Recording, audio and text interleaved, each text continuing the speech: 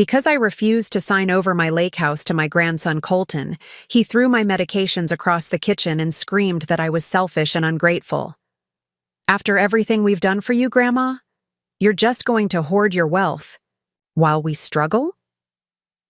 Those words cut deeper than any knife could.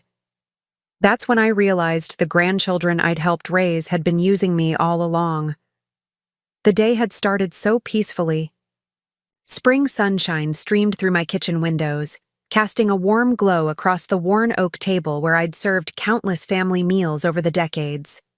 Before we jump back in, tell us where you're tuning in from, and if this story touches you, make sure you're subscribed, because tomorrow I've saved something extra special for you. I hummed quietly as I arranged fresh-cut daffodils, the first from my garden this year, in the blue ceramic vase my late husband Buck had given me on our 35th anniversary. I'd been looking forward to this visit from Colton and his wife Beatrice. They rarely came by anymore unless they needed something, but I tried not to dwell on that thought. Perhaps today would be different. Perhaps today they simply wanted to spend time with their 76-year-old grandmother. I'd baked Colton's favorite blueberry crumble and prepared Beatrice's preferred herbal tea, hoping these small gestures might bridge the growing distance between us. When the doorbell rang, I smoothed my apron and patted my silver hair before answering. Colton stood on the porch, tall and handsome in his expensive golf shirt, Beatrice beside him in designer sunglasses. Neither was smiling. "Grandma," Colton said, brushing past me with a quick, obligatory kiss on my cheek. His cologne was overwhelming. "Place looks the same as always." I couldn't tell if that was criticism or observation. "Well, come in, I said, trying to keep my voice light. "I've made tea and blueberry crumble." "We can't stay long," Beatrice said, checking her watch before they'd even sat down. She didn't remove her sunglasses. "We have an appointment with a real estate agent at 3. My heart sank a little, but I nodded and served them anyway, my arthritis making my movements slower than I'd like. Neither offered to help. "Real estate agent?" I asked, settling carefully into my chair. "Are you two thinking of moving?" Colton exchanged a significant look with Beatrice before clearing his throat. "Actually, Grandma, that's sort of why we're here." I waited, my teacup halfway to my lips. "We've found the perfect house in Rosewood Hills," Beatrice said, her voice suddenly animated. 5 bedrooms, pool, excellent school district for when we have children. Everything we've dreamed of." "That sounds lovely," I said, genuinely pleased. For them. Colton had always talked about wanting a big family someday. "The thing is," Colton continued, setting down his untouched crumble, "we need a bit of help with the down payment." There it was. I set my teacup down carefully, the fragile china clinking against the saucer. "I see. We've been pre-approved. For the mortgage," Beatrice added quickly, "but property values have skyrocketed and 20% down is just—" She made a gesture toward the ceiling. "How much would you need?" I asked, though a sense of foreboding was already settling in my chest. I'd helped Colton through college, given him money for his first car, loaned him funds when he and Beatrice wanted a lavish wedding. Much of that money had never been repaid despite promises. Colton named a figure that made me blink. "That's substantial," I said carefully. "Well," we thought, "instead of giving us the money outright, you could sign over the lake house to us," Colton said. "It's just sitting there most of the year anyway. We could sell it and use the proceeds for our down payment." The lake house. The small, weathered cabin Buck and I had purchased 40 years ago with our life savings, where we'd spent every summer, where we'd taught Colton and his siblings to swim and fish, where Buck had spent his final days watching the sunset over the water he loved. "The lake house isn't for sale," I said quietly. "Come on, Grandma," Colton pressed, leaning forward. "You can barely drive out there anymore. When was the last time you even went? It's going to waste." "I was there 3 weeks ago," I said, my voice steadier than I felt. "Austin drove me up for the weekend." Austin was my youngest grandson, the only one who visited regularly without asking for anything. He'd drive 2 hours just to take me to lunch or help with yard work. Austin? Beatrice repeated with a slight eye roll. Of course. I frowned at her tone. What does that mean? Nothing, Colton cut in. Look, Grandma, be practical. You're not getting any younger. The lake house is worth a lot more now than when you and Grandpa bought it. It makes sense to liquidate it while the market's hot. The lake house stays in the family, I said firmly. That was Buck's wish, and mine as well. When I'm gone, it will be shared among all the grandchildren, as our will states. That could be years from now, Beatrice muttered, not quite under her breath. A chill ran through me at her words. Did she resent my continued existence? Was I just an obstacle to my own property in her eyes? I'm sorry, I said, folding my hands in my lap to hide their trembling. I can't help you with this. Perhaps a smaller house for now, or... A smaller house? Colton interrupted, his voice rising. In what universe do you think Beatrice and I would settle for less than we deserve? Do you have any idea how hard we work? How much pressure we're under? I understand pressure, I said softly, thinking of the years I'd worked 2 jobs after Buck's first heart attack, how we'd scraped by on my teacher's salary while raising our children. But Colton wasn't interested in my experiences. No, you don't, he said, standing abruptly. You've had it easy. This big house paid off, the lake property, your investments, and now you're just sitting on all of it while your family struggles. Colton, I began, shocked by his characterization of my life, but he was already pacing the kitchen, agitated. It's not fair, he continued. Claire and Patsy's kids already got help with their houses. What about us? Don't we matter to you? My daughters. Claire and Patsy had never asked me for money for their children's homes. I had offered small gifts when they bought their modest first houses, nothing like what Colton was demanding. That's not true, and you know it, I said, my voice hardening slightly. I've helped you all equally over the years. Equally? Colton scoffed, his handsome face contorting. You've always favored Austin. Everyone knows it. That's not... Just admit it, he snapped, slamming his hand on the counter. The vase of daffodils toppled, water spilling across the tile. Neither Colton nor Beatrice moved to help as I struggled to my feet to clean up the mess. As I bent painfully to retrieve the fallen flowers, I noticed my pill organizer on the counter. I took several medications for my heart condition and arthritis, carefully sorted each Sunday into the daily compartments. I won't sign over the lake house, I said as I straightened, daffodils dripping in my hand. That's final. Colton's face darkened. In one swift movement, he grabbed my pill organizer and hurled it across the kitchen. Plastic compartments burst open, pills scattering across the floor like tiny, vital confetti. Colton, I gasped, shocked by the violence of the gesture. After everything we've done for you, Grandma, he shouted, his voice unfamiliar with rage. You're just going to hoard your wealth while we struggle?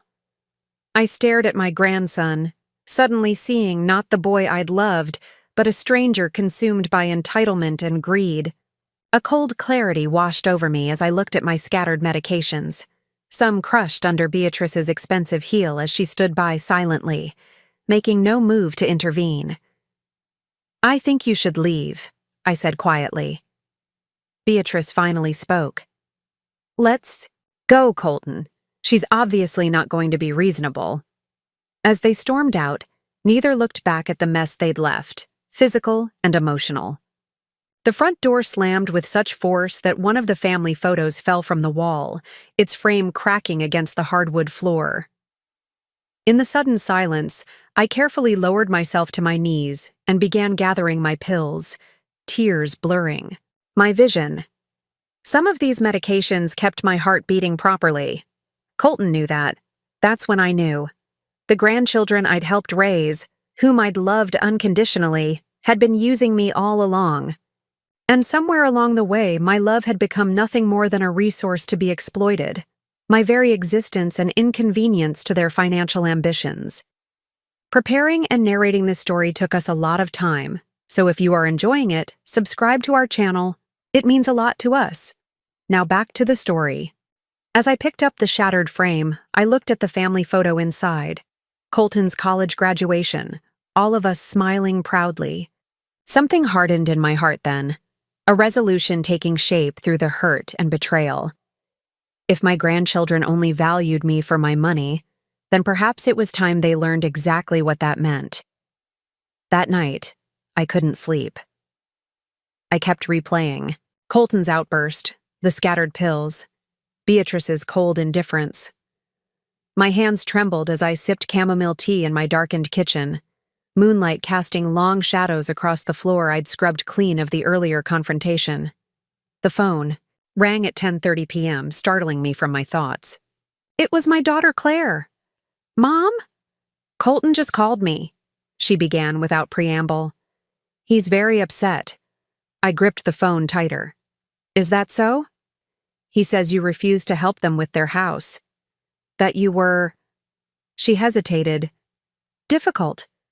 Difficult," I repeated, the word bitter on my tongue. "Is that what he calls it when he throws an elderly woman's heart medication across the room?" Silence on the other end. Then, "I'm sure he didn't mean to." "He meant exactly what he did, Claire," I interrupted, my voice steadier than I felt. "Your son came here demanding I sign over the lake house so he could sell it for his down payment. When I refused, he had a tantrum that could have seriously harmed me." "The lake house?" Claire sounded genuinely surprised. "But that's been in the family for decades. That's where Dad—" "Yes," I said quietly. "Where your father spent his last summer. Where your children learned to swim. Apparently, that means nothing compared to Colton and Beatrice's desire for a 5-bedroom home in Rosewood Hills." Claire sighed heavily. "Mom, I'm sorry. I'll talk to him. But you know how they've struggled to save—" Struggled? The word broke something loose inside me. "Last month, Beatrice posted photos of their trip to Belize. Colton drives a car that cost more than your father and I paid for our first house. They eat at restaurants where the entrees cost what I spend on groceries for a week. What exactly about their lifestyle suggests struggle to you?" "It's complicated, Mom. The economy is different now. Housing costs have—" "Do not lecture me about economics, Claire Elizabeth," I said, using her middle name as I had when she was a child in trouble. "I lived through recession and inflation. Your father and I saved for 20 years to buy that lake house. We drove used cars and clipped coupons and worked overtime. We didn't demand that someone else hand over their property because we wanted more than we could afford." Another sigh. "Look, can we talk about this tomorrow, when everyone's calmer? I'm sure Colton feels terrible about what happened." "Has he called to apologize?" I asked. Silence. "That's what I thought," I continued. "Claire, I need you to understand something. I love my grandchildren, I always have, but I will not be treated this way, not by Colton, not by anyone." "Of course not, Mom. No one should be treated disrespectfully, but families have disagreements. We can work through this." I closed my eyes, suddenly feeling every one of my 76 years. There's a difference between a disagreement and what happened today. Your son showed me exactly who he is and what he thinks of me. And frankly, it's made me reconsider a great many things. What does that mean? Claire's voice sharpened with alarm. It means I have some thinking to do, I said. Good night, Claire. I hung up before she could respond, something I'd never done before. My hand shook as I set the phone down. I wasn't accustomed to standing my ground with my children. Buck had always been the firm one, the boundary setter. I had been the peacemaker, the one who smoothed things over. But Buck wasn't here anymore. It was just me now. The next morning, Claire arrived unannounced, her expression a careful blend of concern and appeasement. She brought fresh bagels and my favorite orange marmalade. as though breakfast offerings could erase what had transpired. "Mom," she began, setting coffee before me. "I spoke with Colton. He admits he lost his temper, but he was just disappointed. You know how much that house in Rosewood Hills means to them. And you know how much the lake house meant to your father," I replied, leaving the coffee untouched. "To all of us once." Claire had the grace to look uncomfortable. "Of course it's special. No one's denying that. But practically speaking, you could get a very good price for it right now." "The lake house isn't for sale," I repeated, the same words I'd said to Colton. "Not to strangers, and not to family." Claire studied me for a moment. "This isn't like you, Mom. You've always been so generous, so willing to help." "And how has that generosity been repaid?" I asked quietly. "When was the last time Colton visited without asking for something? When did Beatrice last call just to check on me? Even you, Claire. Would you be sitting here now if Colton hadn't called you? Complaining last night?" A flush crept up her neck. "That's not fair. We're all busy. The kids have their lives, I have the gallery. We can't be here every day." "I'm not asking for every day," I said. "I'm asking for basic respect, for being treated as a person, not a bank." "No one thinks of you as a bank," Claire protested, but her eyes slid away from mine. "2 months ago," I said, "I fell in the garden and couldn't get up for nearly an hour. It was Austin who found me. Austin who stops by every week without fail, who calls just to chat, who remembers my birthday without a reminder from you. Where was Colton then? Or Patsy's daughter Annabelle, who only calls when she needs money, for those ridiculous business ventures of hers?" "Mom, that's not—" "Last Christmas," I continued, unable to stop now that the dam had broken. "I sat alone in this house while you all celebrated at Patsy's. It's too difficult to move all the presents, you said. Next year we'll do it at your place." It was the same excuse as the year before. Claire looked stricken. "We invited you. You could have come." "I have arthritis, Claire. I can't drive at night anymore, and none of you offered to pick me up." Austin was visiting his father's family in Oregon, so I spent Christmas alone looking at photos of all of you opening the gifts I'd carefully chosen and wrapped myself. Tears filled my eyes, but I blinked them back. I wouldn't cry. Not now. "I didn't know," Claire whispered. "You didn't ask," I replied. "None of you ever ask. You just assume I'm fine until you need something from me." Claire reached for my hand, but I gently pulled away. "I've made a decision," I said.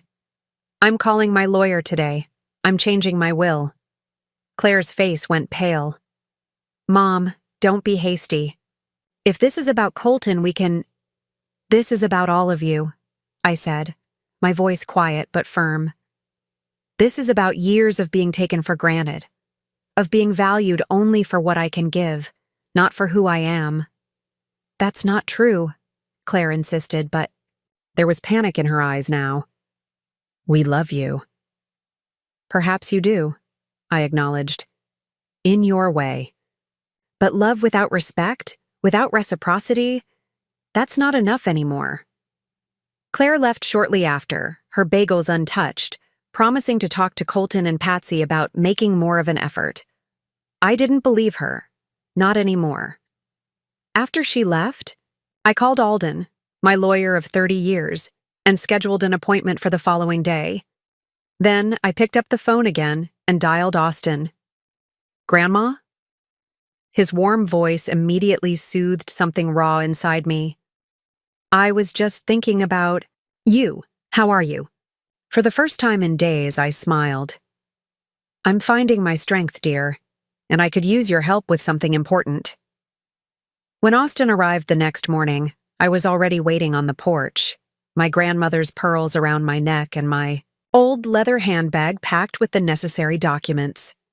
His face broke into a wide smile as he bounded up the steps, planting a kiss on my cheek that wasn't hurried or obligatory but genuine. "You look nice, Grandma," he said, helping me to my feet. "Big plans today?" "We're going to see Alden," I told him, accepting his steadying arm. My lawyer.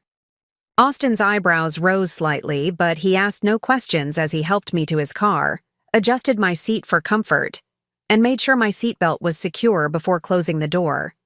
These small courtesies, once common, now seemed remarkable by their rarity. As we drove, I gazed out at the town that had been my home for over 50 years. Past the elementary school where I'd taught for 3 decades, the park where I'd pushed my grandchildren on swings, the church where Buck and I had renewed our vows on our 40th anniversary. Memories layered upon memories, a life built with care and dedication. How are things at the university? I asked Austin, who was finishing his doctorate in environmental science. He lit up immediately, telling me about his research, his students, his hopes for securing a position after graduation. Unlike my other grandchildren, Austin never complained about money. He lived simply in a small apartment, drove a modest used car, and seemed genuinely content. What about you, Grandma? He asked as we neared Alden's office. Claire called me. Last night. She seemed upset. I looked at my youngest grandson's profile, so like his grandfather's, the same determined chin, the same kind eyes. Did she tell you what happened with Colton? Austin's hands tightened slightly on the steering wheel. Some of it. She said he lost his temper at your house, that there was a disagreement about the lake property. He threw my medication across the room, I said quietly. My heart pills, Austin, because I wouldn't give him what he wanted. Austin's face darkened in a way I'd never seen before. He did what? He pulled the car over suddenly, turning to face me fully. Are you all right? Did you get all your medication? Do you need to see Dr. Milligan? His immediate concern for my well-being, rather than for Colton's disappointment or the family politics, struck me profoundly. This, I realized, was what love actually looked like. I'm fine, I assured him, patting his hand. I gathered everything up. But it was illuminating. Illuminating, Austin repeated, his voice tight. Grandma, that's not just inappropriate, it's dangerous. He could have... I know, I interrupted gently. And that's why we're going to see Alden today. Austin fell silent, understanding dawning in his eyes. Without another word, he pulled back onto the road. Alden Montgomery had been our family lawyer since before Austin was born. His office was unchanged since Buck's days. The same worn leather chairs, the same oak desk, even the same ancient fern in the corner that somehow never died. The only concession to modernity was the sleek computer, where once a typewriter had sat. Annabelle. Alden greeted me warmly, rising from behind his desk. He was in his 60s now, his hair more salt than pepper, but his handshake was still firm, his blue eyes sharp behind wire-rimmed glasses. And young Austin. Good to see you. Both. Once we were settled with cups of tea, Alden remembering without asking that I preferred mine with lemon, no sugar, I explained my purpose. I want to change my will, Alden, I said directly, significantly. If Alden was surprised, he didn't show it. He simply nodded and retrieved my file from a drawer. I have your current will here, the one you and Buck drafted after he became ill. Primary residence, investments, and personal effects divided equally among your children, with the lake property to be shared by all grandchildren, and a stipulation that it not be sold for at least 10 years after your passing. Yes, I nodded. That's the one we need to change. Austin sat quietly beside me, his expression supportive but neutral. He hadn't asked why I'd brought him, hadn't questioned my intentions. His trust in me was complete. What changes did you have in mind? Alden asked, pen poised over a legal pad. I took a deep breath. What I was about to do went against everything Buck and I had planned, everything we had believed in about treating our children equally, about family harmony. But circumstances had changed. I had changed. I want to establish a trust, I began, my voice stronger than I expected. The primary residence will go into it, along with all investments and insurance proceeds. Alden nodded, writing. And the beneficiaries of this trust? That's where things get complicated, I said. I want conditions. Alden's eyebrows rose slightly. What sort of conditions? The money and property will be distributed based on time spent with me in my remaining years, I said firmly. Documented time, visits, phone calls, assistance when needed, not just on holidays or when they want something. Austin shifted uncomfortably beside me. Grandma, are you sure? I'm quite sure, I interrupted gently. Alden, is this possible? The lawyer tapped his pen thoughtfully against his pad. Unusual, but not unprecedented. We could structure it as a points-based system. Visits earn points, regular phone calls, helping with medical appointments or household needs. We'd need an impartial executor to track and verify. I'd like you to be the executor, Alden. You've known our family for years. You'll be fair. Alden looked thoughtful. And the lake house? That was always Buck's special concern. At the mention of the lake house, a memory surfaced with sudden clarity. Buck sitting on the dock at sunset, Austin beside him, both of them fishing quietly. Buck's voice, weakened by illness but still firm. Remember, son, some things are worth more than money. This place, these moments, this is the real inheritance. The lake house goes to Austin, I said, the decision crystallizing as I spoke it. Immediately, not after my passing. With the provision that I may use it whenever I wish, and that family members can still vacation there with his permission. Austin's head snapped up. Grandma, no, I can't accept that. What about the others? It should be shared, like you and Grandpa wanted. I turned to face my grandson, seeing in him all the values Buck and I had tried to instill in our family: generosity, fairness, compassion. Austin, who drove me to the lake house last month just because I mentioned missing the spring wildflowers? He looked down at his hands. I did. And who helped replace the dock boards last summer? Who checks the pipes every winter to make sure they don't freeze? I do, but your grandfather and I bought that place to be used, to be loved, to be a gathering place for family. The others see it as an asset to be liquidated. You see it as we did, as a home. What about Colton and the others? Austin asked quietly. This will devastate them. Perhaps, I acknowledged, or perhaps it will awaken them to what truly matters. I turned back to Alden. There's one more thing. I want a letter included with the will. Something they'll all read after I'm gone. Alden nodded. We can arrange that. As we worked through the details, something shifted inside me. A weight lifting, a clarity emerging. For years, I had measured my worth as a mother and grandmother by what I gave, materially and emotionally. I had confused generosity with self-sacrifice, had allowed myself to become a resource rather than a person. No more. On the drive home, Austin was unusually quiet. Finally, he spoke. Grandma, are you doing this to punish them? Because of what Colton did? I considered his question carefully. No, not to punish. To teach, perhaps. Or simply to acknowledge reality. People reveal themselves through their actions. Austin, I've been refusing to see what's right in front of me for too long. They'll be angry, he warned. There will be drama. Yes, I agreed, looking out at the spring landscape, buds just beginning to open on the trees. But I've discovered something important, Austin. At 76, I have less time ahead of me than behind. I don't wish to spend it being taken for, granted, or treated with disrespect. Austin reached over and squeezed my hand. For what it's worth, I think Grandpa would be proud of you right now. Tears pricked at my eyes, but they weren't entirely sad ones. Thank you, dear. I think perhaps he would. When we arrived home, there was a sleek black car in the driveway that I recognized immediately, Patsy's. My middle child, always the most volatile of my children, was waiting. Ready for this? Austin asked, concern evident in his voice.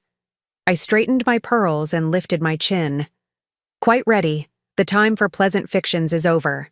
Now we deal. In truths. Patsy was pacing on my front porch, her designer heels clicking in impatient rhythm. When she saw Austin helping me from the car, her expression shifted from irritation to a manufactured smile. Mom! There you are. I've been waiting. For almost an hour. Her eyes flickered to Austin, a momentary calculation visible in them. Austin? What a surprise to see you. Hello, Aunt Patsy, Austin replied politely, but I felt his hand tighten slightly on my elbow. What brings you by, Patsy? I asked as Austin unlocked the front door. I wasn't expecting you. Well, I thought we should talk, she said, following us inside. Her gaze swept critically over the living room. The worn furniture Buck and I had chosen together decades ago, the faded curtains, the shelves of books and family photos. I'd never cared much for redecorating after Buck passed. What was the point? Austin, would you mind making some tea? I asked, settling into Buck's old armchair. Actually, Mom, Patsy interjected quickly, I was hoping we could speak privately. She gave Austin a pointed look. Austin glanced at me, questioning. I nodded slightly. It's all right. Go ahead and start the kettle. Once Austin had disappeared, into the kitchen, Patsy leaned forward, her voice dropping conspiratorially. Mom, what's this I hear about you changing your will? So that was it. News traveled fast in our family, at least when money was involved. Claire called you, I presume? Of course she called me. She's worried sick. We all are. Patsy's perfectly manicured hand reached for mine. Mom, making decisions when you're upset is never a good idea. Whatever happened with Colton, and I'm sure he was partly at fault, it's not worth disrupting our entire family over. I gently withdrew my hand from hers. And who told you what happened with Colton? Did you speak to him directly? Patsy waved dismissively. Beatrice filled me in. She said there was a misunderstanding about the lake house, that you overreacted when Colton expressed interest in it. Interest, I repeated, the word hollow. Is that what they're calling it? Did she mention that this interest included demanding I sign it over so they could sell it? Or that when I refused, Colton threw my heart medication across the kitchen? Patsy's eyes widened briefly before her expression smoothed. I'm sure it wasn't quite that dramatic, Mom. You know how Colton can be passionate when he's disappointed. And really, the lake house. When was the last time you even went there? It's just sitting empty most of the year. I was there 3 weeks ago, I said, echoing what I'd told Colton. With Austin. Well, that's nice, Patsy said, in a tone that suggested it was anything but. But be practical, Mom. You're not getting any younger. Maintaining 2 properties at your age isn't sensible. And Colton and Beatrice could really use the help getting started. That Rosewood Hills neighborhood is very exclusive. I'm aware of my age, thank you, I said quietly. And yes, I've been to see my lawyer today. My will is being revised. Patsy's face tightened. Mom, please tell me you're not doing something rash. Daddy always insisted everything be split equally. It's what's fair. Fair, I echoed, the word bitter on my tongue. Tell me, Patsy, when was the last time Annabelle visited me? Not called asking for money for another of her schemes, but actually visited? Patsy straightened, defensive. Annabelle is extremely busy with her entrepreneurial ventures. You know that. She's networking, building her brand. It's a different world now, Mom. Young people have to hustle constantly just to stay afloat. Is that what we're calling it? Because from where I sit, hustling looks remarkably like posting beach photos from Cabo while simultaneously texting me that she can't make rent and needs another $2,000. That's not fair. Building a business requires investment in relationships, in presenting the right image. Patsy, I interrupted, suddenly weary of the pretense. Your daughter has started and abandoned 6 businesses in 3 years. She's not an entrepreneur. She's a dilettante playing with my retirement money. Patsy stood abruptly, color rising in her cheeks. I can't believe you'd say that about your own granddaughter. After everything we've done for you. Those words again, the same ones Colton had hurled at me. And what exactly have you done for me, Patsy? Please, enlighten me. We've included you in our lives. We call, we visit. When? I challenged. When do you visit except when you need something? When do you call except to tell me why Annabelle needs more money, or why you can't pick me up for a doctor's appointment, or why this year's Christmas will again be at your house where I'll sit alone in a corner while everyone exchanges gifts I wrapped and paid for? Patsy stared at me as if I'd suddenly started speaking a foreign language. Mom, are you feeling all right? You don't sound like yourself.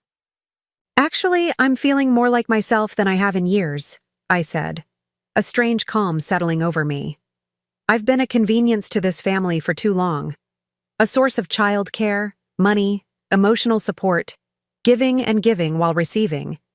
Very little in return. That's what mothers do, Patsy shot back. That's what grandmothers do. They give. They don't keep score. There's a difference between giving freely and being taken advantage of, I said quietly. And yes, my will is changing to reflect that difference. Austin appeared in the doorway, a tray of tea things in his hands. The look he gave me was full of quiet pride. Patsy glanced between us, her eyes narrowing. So that's it, she said coldly. Austin's turned you against us. Austin has done nothing of the sort, I replied.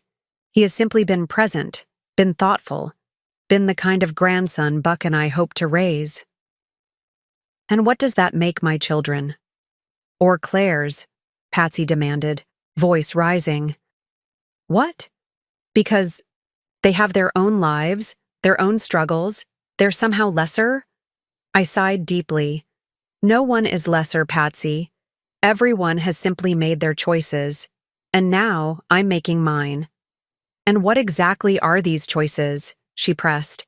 What are you planning to do with your property, with Daddy's money?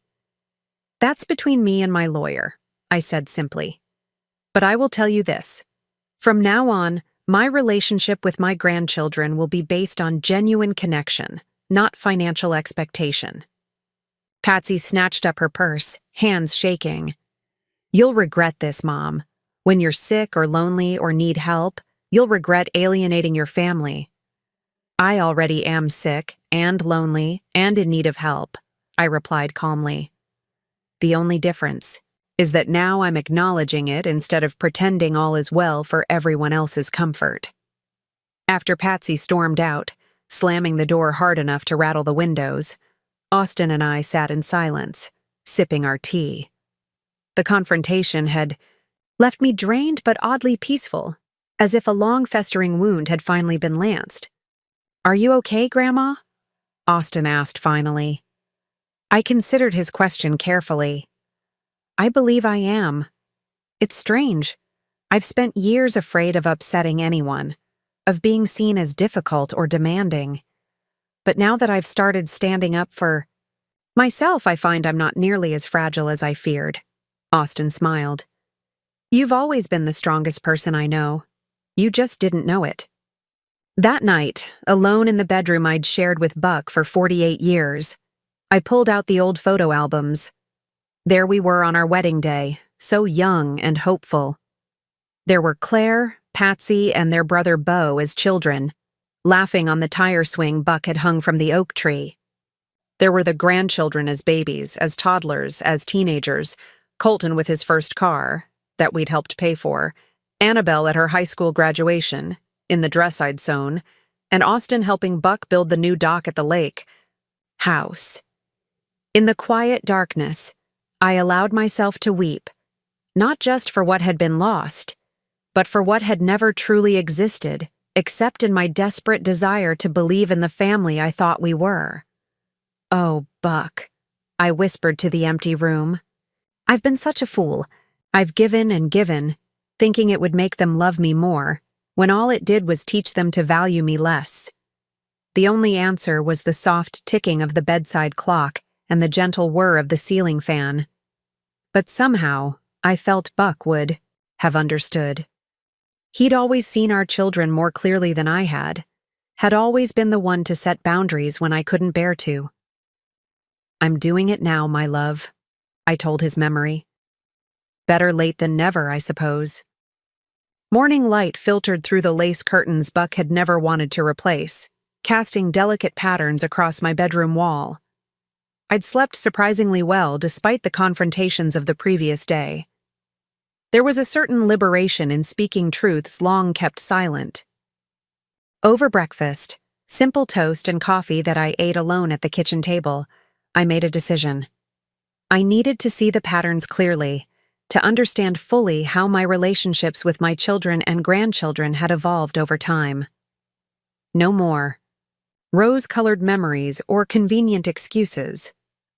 I retrieved a blank notebook from the desk in the study and began to write. Dates, events, interactions, as objectively as I could recall them. When each grandchild had last visited without wanting something. When my children had called just to check on me.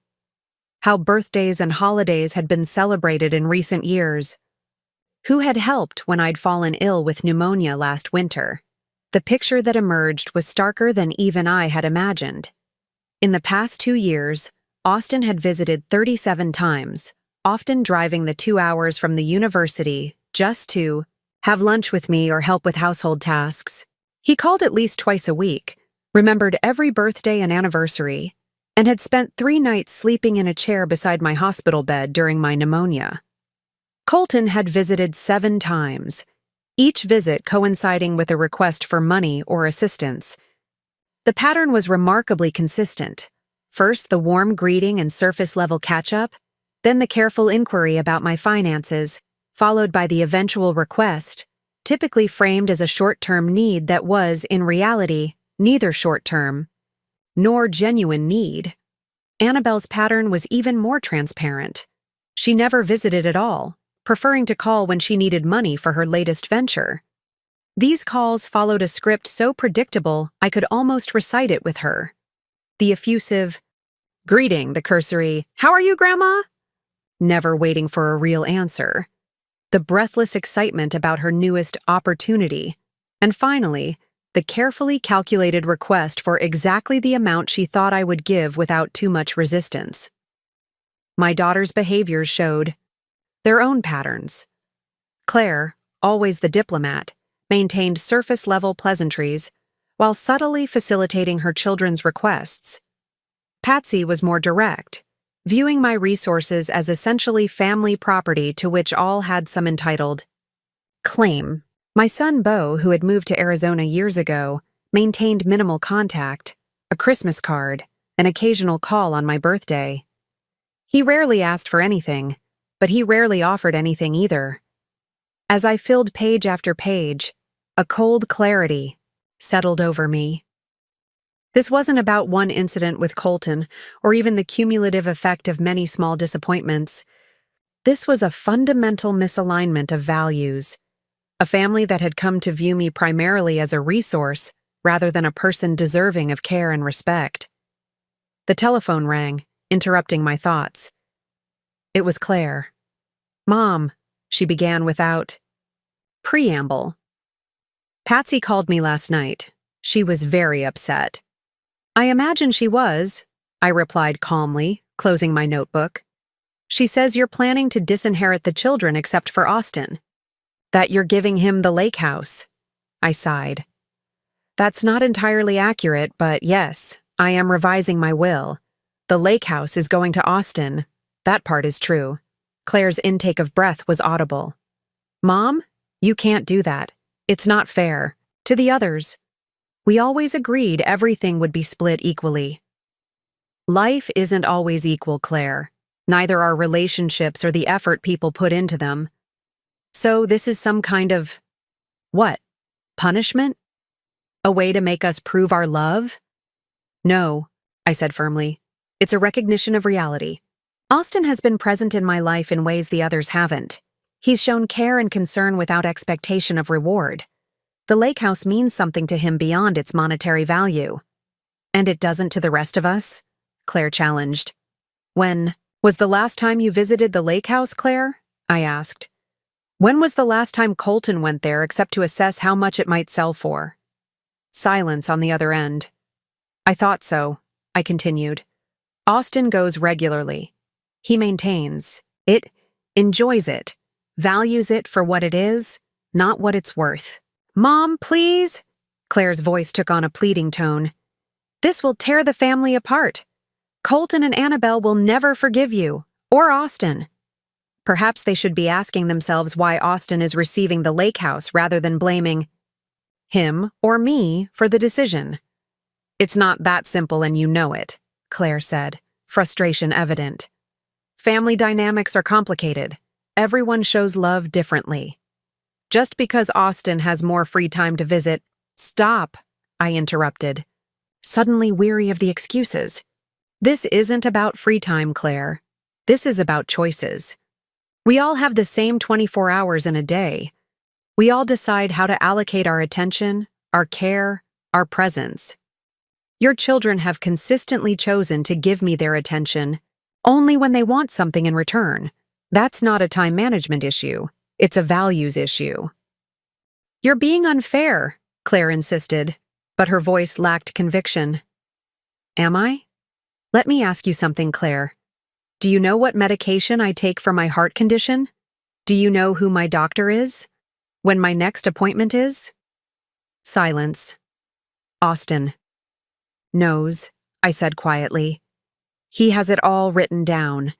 He drives me to every appointment because I can't see well enough to drive myself anymore, something I've mentioned to you several times, though you always seem to forget when I need a ride, somewhere. Mom, Last month, I continued, the words flowing freely now, I mentioned to Annabelle that my garbage disposal was broken. Do you know what she said? She said, That's too bad, Grandma. Hey, I need $500 for a social media marketing course. She didn't even suggest calling a plumber. Austin drove over that weekend and fixed it himself. We can't all be Austin, Claire said defensively. No, but you could all show basic concern for my well-being, I replied. You could all remember that I'm a person, not just a convenient source of childcare and financial support. Claire was quiet for a moment. When she spoke again, her voice was tight with restrained emotion. What do you want from us, Mom? Just tell us what you want. The plaintiveness of her question caught me off guard. What did I want? The answer came with surprising clarity. I want to be valued for who I am, not what I can provide, I said simply. I want visits that aren't preludes to requests. I want conversations where someone asks how I'm doing and actually listens to the answer. I want to be treated with the same consideration and respect that you'd give to a friend. And if we do all that, you'll change your will back? Claire asked, immediately confirming my point. That's exactly what I'm talking about, Claire, I said, disappointment heavy in my voice. You're still seeing this as a transaction. Be nice to Mom, get her money. That's not a relationship. It's a business arrangement. That's not what I meant, she backpedaled quickly. I just want to understand what you're asking for. I'm not asking for anything, I clarified. I'm stating what I need to feel respected and loved. What you and the others do with that information is entirely up to you. But yes, my estate will be distributed based on the relationships I have with each of you in my remaining years. That decision is made. After we hung up, I returned to my notebook, adding Claire's call to the pattern I'd been documenting. The response was so predictable, so aligned with everything that had come before, that it only confirmed my decision. Later, that afternoon I called Austin. Would you be free this weekend to take me to the lake house? I asked. There are some things there I'd like to go through. Of course, Grandma, he replied without hesitation. I'll pick you up Saturday morning. Should we stay overnight? Yes, I think that would be nice. The wildflowers should be lovely this time of year. They are, he said. and I could hear the smile in his voice. The trilliums are just starting to bloom in the woods behind the cabin. That he knew this, that he had noticed. It was such a small thing, yet it spoke volumes. As I packed a small bag for the weekend, I thought about the patterns I'd documented, about the relationships that had slowly eroded through years of imbalance and presumption. There was sadness in this recognition, certainly, but also a strange sense of peace. Seeing clearly, even when the view is painful, is preferable to comfortable illusion. Buck had always said, "The truth may hurt, but lies in fact." After years of infection, of telling myself that my children and grandchildren were just busy, that they still cared deeply, that the lack of reciprocity in our relationships was normal, the truth, however painful, felt like the beginning of healing. The lake house stood just as Buck and I had left it decades ago. A modest 2-bedroom cabin with weathered cedar siding and a wide porch facing the water. It wasn't grand or luxurious, but its simplicity was precisely what we'd loved about it. A place where time slowed, where the rhythms of nature prevailed over the demands of schedules and obligations. Austin carried my bag inside, opening windows to release the slight mustiness that had accumulated since our last visit. "Would you like some tea, Grandma? I brought that chamomile you like." "That would be lovely," I said, settling into the old rocking chair on the porch. From here, I could see the dock where Buck had taught each grandchild to fish, the sandy shoreline where they'd built castles and hunted for interesting stones, the fire pit where we'd roasted marshmallows on summer evenings.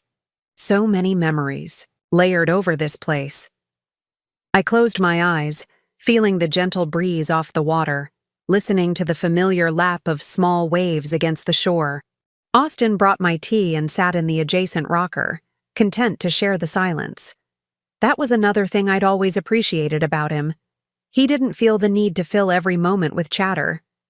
"I've been thinking about what to do with some of the family heirlooms," I said finally. "Your grandfather's fishing gear, my mother's china, the quilts your great-grandmother made." Austin nodded. "Important decisions. No rush, though, right?"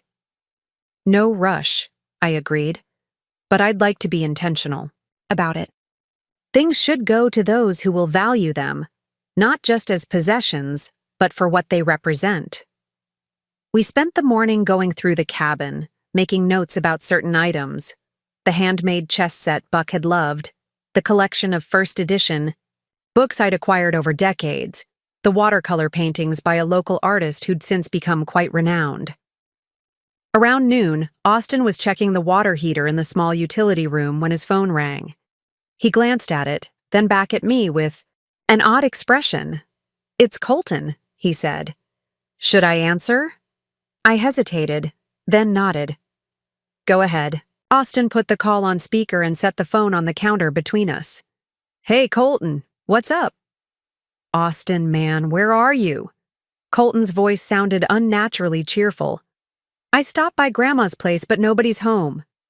"We're at the lake house," Austin replied, catching my eye. "Just doing some maintenance." "The lake house?" Colton's tone shifted slightly. "That's perfect, actually. Beatrice and I were thinking of driving up there tomorrow. You know, to apologize to Grandma in person for that misunderstanding the other day." I raised my eyebrows at the word misunderstanding. Austin's expression mirrored my skepticism. "I'm not sure that's a good idea, Colton," Austin said carefully. "Grandma's pretty tired, and we're planning to head back early tomorrow." No, it's important," Colton insisted. "Family needs to stick together. Plus, I want to show Beatrice the property. She's never been. Can you believe it? After all these years?" I could believe it all too easily. Beatrice had always made it clear that rustic settings weren't to her taste. "Let me talk to Grandma about it," Austin hedged. "I'll call you back." After ending the call, Austin looked at me questioningly. "What do you think? Do you want to see them?" I considered the question carefully. I think we both know why they suddenly want to visit, and it's not to offer a genuine apology. Austin nodded, understanding. They heard about the will changes. They want to assess the property value. Most likely, I agreed. But perhaps we should let them come. It might be educational. Austin looked uncertain. Are you sure, Grandma? I don't want you upset again. I'm sure, I said, feeling strangely calm. Some confrontations are necessary. Austin called Colton back and arranged for them to visit the following morning. We spent the rest of the day peacefully, walking along the shore, collecting interesting stones, preparing a simple dinner, sitting on the porch watching the sunset paint the lake in brilliant oranges and pinks. I slept soundly in the room Buck and I had shared for so many summers, lulled by the familiar sounds of water lapping at the shore and wind rustling through pine needles. Morning brought clear skies and the distant call of loons across the water. Austin made breakfast, his grandfather's recipe for sourdough pancakes, with wild blueberries we'd picked last summer and frozen. It was a quiet, pleasant meal until the sound of tires on gravel announced our visitors. Colton's luxury SUV pulled up beside Austin's modest sedan, looking as out of place as a peacock in a chicken coop. Colton emerged first, dressed as if for a country club in pressed khakis and a polo shirt, followed by Beatrice in what appeared to be brand-new outdoor attire, complete with a wide-brimmed hat and pristine hiking boots that had clearly never seen dirt. "Grandma!" Colton called with exaggerated warmth, bounding up the porch steps to kiss my cheek. "You're looking well. The lake air agrees with you." "Hello, Colton," I replied evenly. "Beatrice." Beatrice offered a stiff smile, her eyes already scanning the property assessingly. "This is quaint," she managed, in a tone that suggested she meant the opposite. "Isn't it great?" Colton enthused, his performance almost painful to watch. "I have so many memories here. Remember when Grandpa taught me to fish off that dock? Remember the campfires and ghost stories?" I did remember teaching Colton to fish, since Buck had been ill by the time Colton was old enough. And the last time Colton had visited, years ago, he'd spent the entire weekend on his phone, complaining about the poor reception. "Come inside," Austin offered, a slight edge to his usual warmth. "I've made coffee." Once we were settled in the cabin's small living room, an awkward silence fell.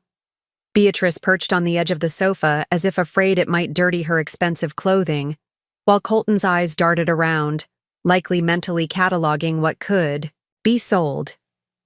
"So," Colton finally began, clapping his hands together, "I wanted to apologize properly for my behavior the other day. I was out of line, totally out of line. It's just been a stressful time with the house hunting and work pressures, but that's no excuse for taking it out on you." The apology sounded rehearsed, empty of genuine remorse. I simply nodded, waiting. "And," he continued when I didn't respond, "I've been thinking a lot about this place, about how special it is to our family, the history here, the connection to Grandpa." "Have you?" I asked mildly. "Absolutely," he insisted, warming to his script. "That's why I wanted Beatrice to see it, to understand why it means so much to all of us." "It's certainly rustic," Beatrice offered, brushing invisible dust from her sleeve. "Very natural." "That was always the appeal," I said. "Your grandfather didn't want anything fancy. Just a quiet place where the family could gather, away from distractions." "Exactly," Colton exclaimed, as if I'd made his point for him. "And that's why I've been reconsidering my position. The lake house should stay in the family, absolutely, 100%. I'm glad to hear you've had a change of heart," I said, though we all knew what had prompted it. "So much history here," Colton continued, gesturing expansively. "And actually, Beatrice and I were thinking, if you wanted to transfer the property now, we could take over the maintenance, the property taxes, all that burden. You wouldn't have to worry about any of it." And there it was, the real purpose of this visit, the true motivation behind the sudden appreciation for family history. "That's very thoughtful," I said, keeping my voice neutral. But I've already made arrangements for the lake house. Colton's smile faltered slightly. What kind of arrangements? I've decided to transfer ownership to Austin, I said simply. Effective? Immediately. The silence that followed was thick enough to cut with a knife. Beatrice's eyes widened, while Colton's face went through a rapid succession of expressions. Shock, confusion, anger. To Austin? He finally managed, his voice strangled. But that's not fair. This is a family property. It should be shared. That's what Grandpa would have wanted. Your grandfather wanted the lake house to be used and loved, I corrected. Gently. Not sold to fund a lifestyle beyond your means. Colton's facade cracked. This is about the other day, isn't it? One mistake and you're punishing me, giving everything to the golden boy here. He jabbed a finger toward Austin, who remained calm, though I could see the tension in his posture. This isn't about punishment, Colton, I said. It's about recognizing who values this place for what it is, not what it's worth. That's bull... Colton caught himself, forcing a laugh that sounded more like a snarl. Come on, Grandma. We all know what's going on here. Austin's been working you, playing the devoted grandson, while the rest of us have actual lives and responsibilities. Is that what you think caring for your grandmother is? Being worked? I asked quietly. You know what I mean, Colton said dismissively. Austin's always been good at playing the long game. Austin started to respond, but I held up a hand. Austin doesn't need to defend himself. His actions speak for him just as yours do for you. Colton's face darkened.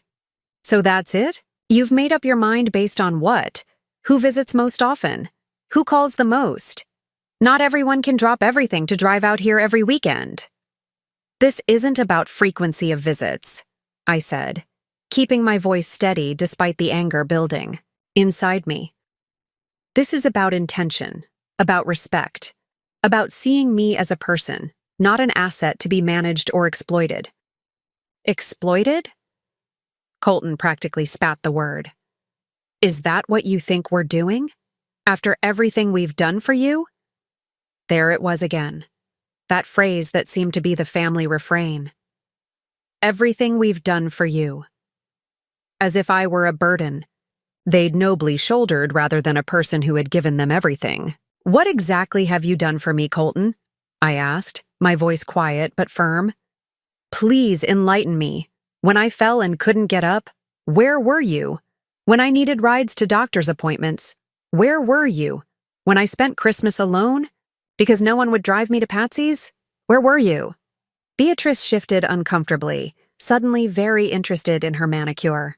That's not fair, Colton protested. We have jobs, responsibilities. So does Austin, I interrupted. Yet somehow he manages to check on me regularly, to help with house repairs, to simply call and ask how I'm doing without wanting something in return. This is ridiculous, Colton said, standing abruptly. Austin's been poisoning your mind against us. This isn't like you, Grandma. On the contrary, I replied. This is exactly like me. The real me, not the doormat you and the others have come to expect. The woman who raised your mother to be strong and independent, who taught school for 30 years, who nursed your grandfather through a long illness without complaint. That woman has been too quiet for too long, but she's speaking now. Colton turned to Austin, who had remained silent throughout the exchange. You think you're so clever, don't you? Playing the devoted grandson while undermining the rest of us. What's your end game here? Get the lake house, then what? The main house too? All of Grandma's investments? Austin met his cousin's gaze steadily. I don't have an end game, Colton. I just care about Grandma. Right, Colton sneered. St. Austin, so selfless, so perfect. Tell me, does Grandma know about the money problems at the university? About your fellowship falling through? Pretty convenient timing to suddenly become her favorite. I saw a flash of hurt cross Austin's face before he composed himself. Grandma knows everything about my situation. I've never hidden anything from her, And for the record, I told her not to give me the lake house. I argued against it. Oh, I'm sure you did, Beatrice spoke up suddenly, her voice dripping with sarcasm. Such a transparent play. Pretend to refuse so you look noble, all while knowing. She'll insist. We're not idiots. That's enough, I said sharply, my patience finally reaching its limit. I won't sit here and listen to you attack Austin for having the basic decency to treat me with respect. The decision about the lake house is made.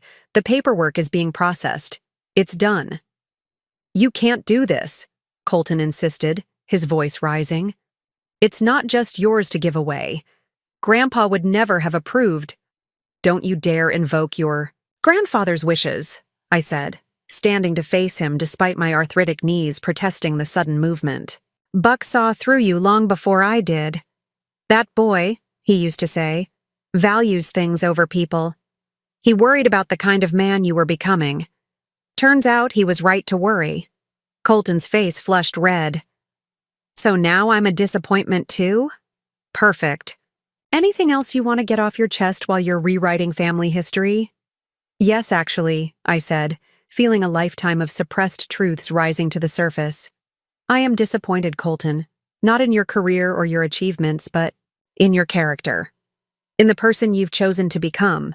Someone who throws an elderly woman's medication across the room when he doesn't get what he wants. Someone who visits his grandmother only when he needs money. Someone who sees his grandfather's beloved lake house as nothing more than a commodity to be liquidated for his own benefit. This is insane, Colton muttered, running a hand through his hair. You've completely lost touch with reality. No, I said firmly. For the first time in years, I'm seeing reality exactly as it is. And it's painful, but necessary. Beatrice stood, placing a restraining hand on Colton's arm. She said tightly. This is getting us nowhere. You're making a huge mistake, Grandma, Colton said, his voice now cold. You'll regret this. When you need help, when you're sick or can't manage alone, don't come crawling to us. The threat, for that's what it was, hung in the air between us. I met his gaze steadily. I would never crawl to anyone, Colton, especially not to someone who has made it abundantly clear that their assistance comes with conditions and expectations of repayment. Fine, he snapped. Give everything to Austin. See if he takes care of you when the money's gone. Let's go, Beatrice. As they stormed toward the door, Colton paused, turning back with a final parting shot. You know what? You deserve to end up alone. You and your precious Austin can have your little lake house. The rest of us are done. The door slammed behind them with such force that one of Buck's fishing lures fell from its hook on the wall, landing with a small clatter on the wooden floor. The silence that followed was profound. Austin moved to pick up the lure, carefully returning it to its place. I'm sorry, Grandma, he said quietly. I didn't mean to come between you and the family. You didn't, I assured him, easing back into my chair, suddenly exhausted. They did that themselves long ago. I just didn't want to see it. I looked around the small cabin that had housed so many memories. Children laughing, meals shared, quiet evenings by the fire. For years, I'd clutched desperately to an image of family harmony that had existed more in my hopes than in reality. The pain of letting go was acute, but there was also a strange relief in finally acknowledging the truth. Do you regret it? Austin asked hesitantly. Telling them about the lake house? Standing up to Colton? I considered his question carefully, watching through the window as Colton's SUV kicked up gravel in its hasty departure. No, I said finally. I regret that it came to this. I regret not setting boundaries years ago, when the patterns first began to establish themselves. But I don't regret speaking my truth today. Some things need to be said, even if they're painful to hear. Austin nodded, understanding. What happens now? Now, I said, reaching for my teacup, which had gone cold during the confrontation. We continue as we were. I imagine there will be fallout. Angry calls from Claire and Patsy, perhaps even attempts to contest the will changes when the time comes. But I'm prepared for that. And the rest of the family? Colton, Annabelle, the others? I sighed, feeling the weight of the morning's events settling on my shoulders. They have choices to make. They can reflect on what's happened, on their own behavior, and perhaps make changes. Or they can continue as they have been, seeing me only as a source of financial support rather than a person worthy of respect and care. Either way, I'll be fine. You will, Austin agreed, reaching over to squeeze my hand. You're stronger than all of us put together. Later that afternoon, as predicted, my phone began to ring incessantly. Claire, then Patsy, then even my son Beau calling from Arizona, each demanding explanations, each expressing shock and outrage at what they'd heard from Colton. I let the calls go to voicemail. Tomorrow would be soon enough to deal with their reactions. Today, I wanted peace. Austin and I took the old rowboat out on the lake, drifting quietly in the afternoon sun. Dragonflies skimmed the water's surface, and somewhere in the distance, a fish jumped with a quiet splash. Your grandfather loved days like this, I told Austin, trailing my fingers in the cool water. He said you could feel God in the silence. Austin nodded, his eyes on the distant shore. I remember. He taught me to listen for what he called the spaces between noise, said that's where the important things happen.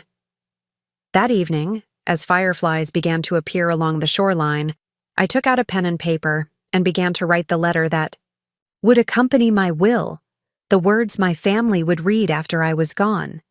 No more protecting them from uncomfortable truths. No more sacrificing my dignity to preserve a false peace. The truth may hurt, Buck had always said, but lies infect. It was time to heal the infection, even if the cure was painful. The week, following the confrontation at the lake house, unfolded exactly as I'd anticipated. My phone rang constantly with calls from Claire, Patsy, and various grandchildren. I let most go to voicemail, listening to their increasingly indignant messages, with a calm detachment that surprised even me. Mom, you need to call me back. This has gone far enough, Claire's voice demanded from my answering machine. The family is in chaos. Colton is beside himself. We need to talk about this rationally. Patsy was less diplomatic. I can't believe you'd do this to your own family, picking favorites, creating divisions. This isn't you, Mom. This is Austin's influence. Call me back immediately. Even Annabelle, who rarely contacted me except for financial requests, left a message. Grandma, it's Anna. I'm really hurt that you'd give the lake house to Austin without even talking to the rest of us. I have so many memories there. Remember? When I was 10 and you taught me to make blueberry jam? I was planning to bring my future children there someday. I had indeed taught Annabelle to make blueberry jam, a memory she'd apparently excavated for this strategic moment. What she didn't mention was that she hadn't visited the lake house since that summer 16 years ago, having declared it boring and full of bugs upon reaching adolescence. Austin, true to his nature, offered to mediate. I could talk to them, Grandma. Explain that this was your decision, not mine. No, I said firmly. They'll only see that as confirmation that you're manipulating me. This isn't your burden to bear. On the 5th day of this communication siege, I finally answered a call from Claire. Mom? Thank God. She breathed when she heard my voice. We've been so worried. There's no need for worry, I replied calmly. I'm perfectly fine. We need to talk about this lake house situation, she pressed. The family is falling apart. Colton won't speak to Austin. Patsy is talking about legal action. Even Beau is upset, and you know how uninvolved he usually is. I'm sorry they're upset, I said, but my decision stands. Mom, please.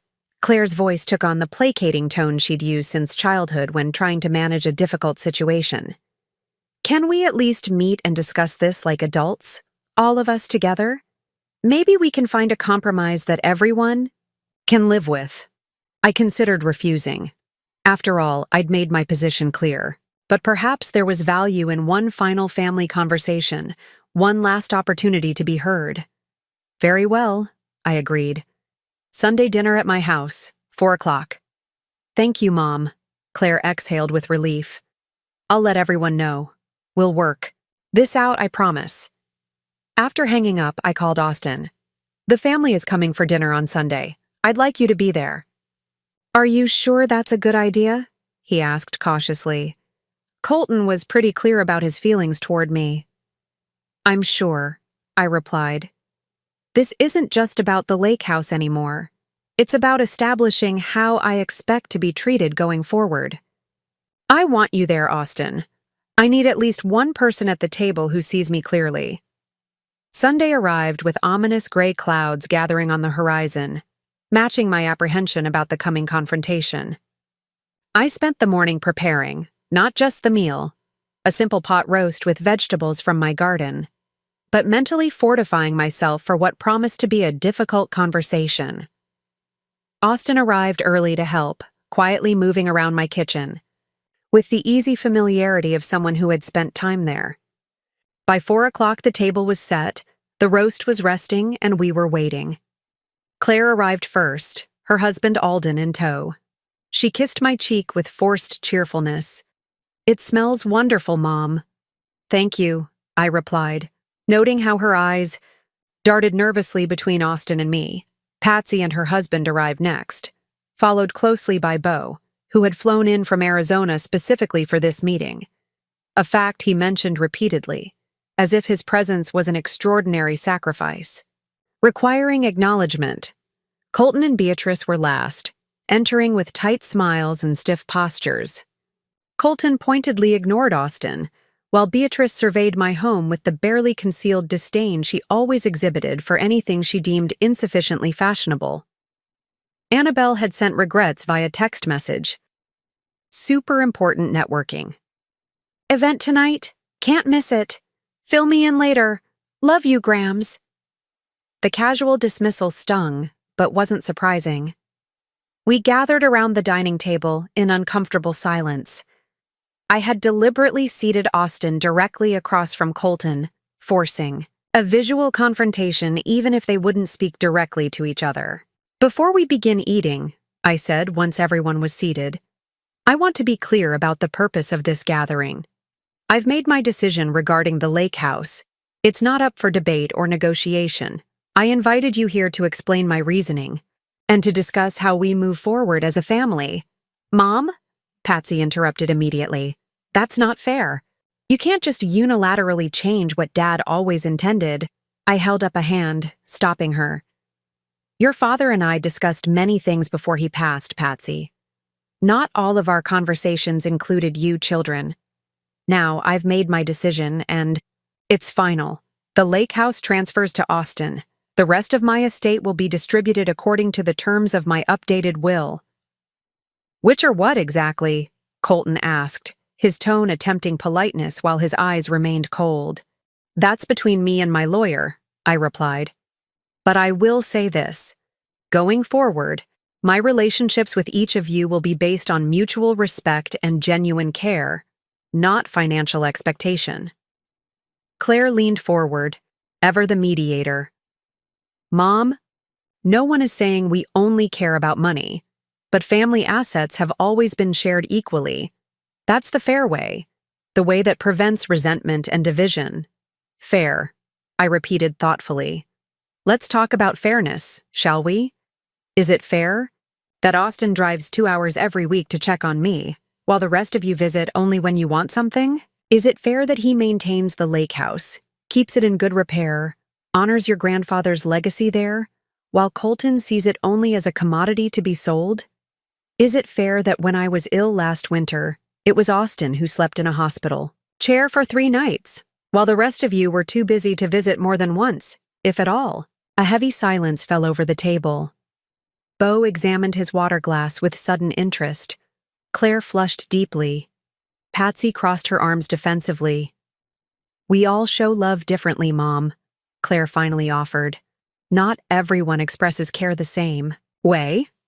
That's true, I acknowledged. But at some point, love must be demonstrated, not just claimed. I'm not asking for grand gestures or constant attention. I'm asking for basic respect and consideration. So this is a test, Colton said flatly. Whoever jumps through Grandma's hoops gets the biggest piece of the pie. No, Colton, I corrected firmly. This is a recognition of reality. A relationship is a two-way connection. For years I've given money, time, emotional support, childcare, while receiving very little in return. That imbalance ends now. And if we don't like your terms, Patsy challenged, if we think this is unfair and hurtful, then that's your choice, I said simply. I'm not demanding anything from any of you. I'm simply establishing that from now on, how you treat me will determine the nature of our relationship, including, yes, financial considerations after I'm gone. An uncomfortable silence descended. Alden cleared his throat and reached for the potatoes, attempting to break the tension. These look delicious, Annabelle. From your garden? Yes, I said, grateful for the momentary respite. The carrots, too. We ate in strained silence for several minutes before Claire tried again. Mom, we all love you. If you've felt neglected or taken for granted, we're sorry, truly. But dividing the family like this, creating a situation where we're essentially competing for your approval, that can't be what you want. I don't want competition, I clarified. I want authentic relationships. I want to be treated as a person worthy of respect, not a resource to be managed or exploited. No one is exploiting you, Bo protested, speaking up for the first time. That's a harsh accusation, Mom. Is it? I asked, setting down my fork. Colton, when was the last time you called or visited without asking for money? Patsy, when did you last invite me to dinner just to enjoy my company, not to explain why Annabelle needed another investment in one of her schemes? Bo, when did you last ask about my health, my interests, my life? No one answered. Austin sat quietly, his presence a steady support even as he remained largely outside the conversation. I don't say these things to hurt you, I continued more gently. I say them because they're true, and because at my age, I don't have time for comfortable fictions anymore. I want real connections with my family for whatever time I have left. But those connections must be based on mutual respect and care, not obligation or financial interest. Claire's eyes filled with tears. Mom, I had no idea you felt this way. Why didn't you say something sooner? Would you have listened? I asked simply. Or would you have dismissed my concerns as the complaints of a difficult old woman?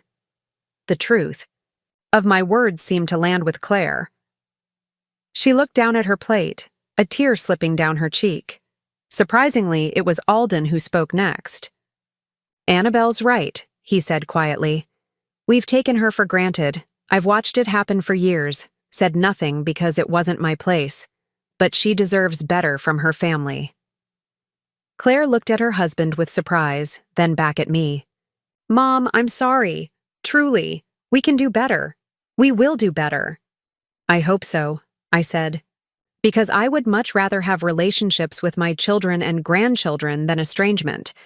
But the choice is yours. By the time dessert was served, Buck's favorite apple pie, a detail not lost on those who remembered, a fragile truce had been established.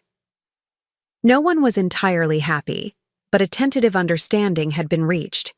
The Lake House decision would stand. My will would remain as revised. And going forward, the family would make more effort to consider my needs and wishes. As they prepared to leave, Claire hugged me tightly. We'll figure this out, Mom. As a family, I promise. I returned her embrace, wanting to believe her, yet wary of promises too easily made in moments of emotional resolution. Austin stayed behind to help with the dishes. As we worked side by side in the kitchen, He finally asked the question I could see had been bothering him all evening. "Do you think anything will really change, Grandma?" I handed him a plate to dry, considering. "Perhaps, for a while at least. Old patterns are hard to break, though. We'll see." "I just hope they understand what you're really asking for," he said, carefully placing the dried plate in the cabinet. "It's not about visits or phone calls or who does what chores. It's about seeing you. Really seeing you." I smiled at my grandson, touched once again by his insight. "Exactly, dear. Exactly." In the weeks following our family dinner, a kind of cautious peace settled over us. True to their word, at least initially, my children and grandchildren made visible efforts to change their behavior. The transformation was so dramatic it might have been comical had it not been tinged with such obvious calculation. Claire called. Every other day, her voice carefully modulated to convey cheerful interest. "Just checking in, Mom. How are you feeling today? Did you watch that documentary I mentioned? I've been thinking about your garden. Have the tomatoes come in yet?" Patsy began inviting me to lunch every Thursday at the country club where she and her husband were members. She'd introduce me to her friends with exaggerated affection, her arm linked through mine as if we'd always been the closest of companions.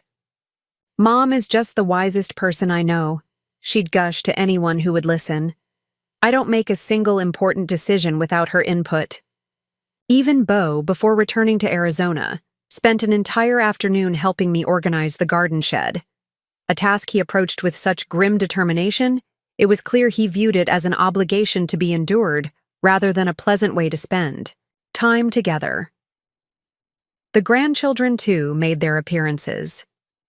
Colton and Beatrice arrived one Sunday with an expensive orchid and invitations to dinner at their club. Annabelle began calling weekly, her conversations a strange mixture of forced interest in my activities and subtle reminders of her financial struggles. "Rent is due next week, and this startup is taking longer than expected to turn a profit. But don't worry about me, Grandma. How's your arthritis? Are you taking your medications regularly?" Only Austin remained unchanged, his visits and calls, continuing with the same genuine warmth and lack of pretense that had always characterized our relationship.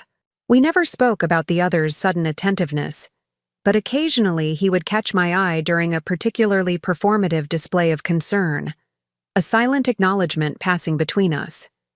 It was Beatrice who first slipped. 6 weeks after the family dinner, she and Colton were visiting for Sunday lunch, something that had become a new tradition in their campaign of attentiveness. Beatrice had been checking her watch repeatedly throughout the meal, her smile growing more strained with each glance. "We should probably get going soon," she finally said as I was serving coffee. "We have that thing at 4. "What thing?" Colton asked, confusion evident on his face. Beatrice gave him a pointed look. "The thing. At the Hendersons, remember?" "Oh, right."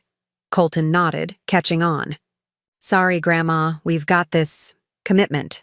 Can't miss it." I smiled placidly. "Of course, dear. Don't let me keep you."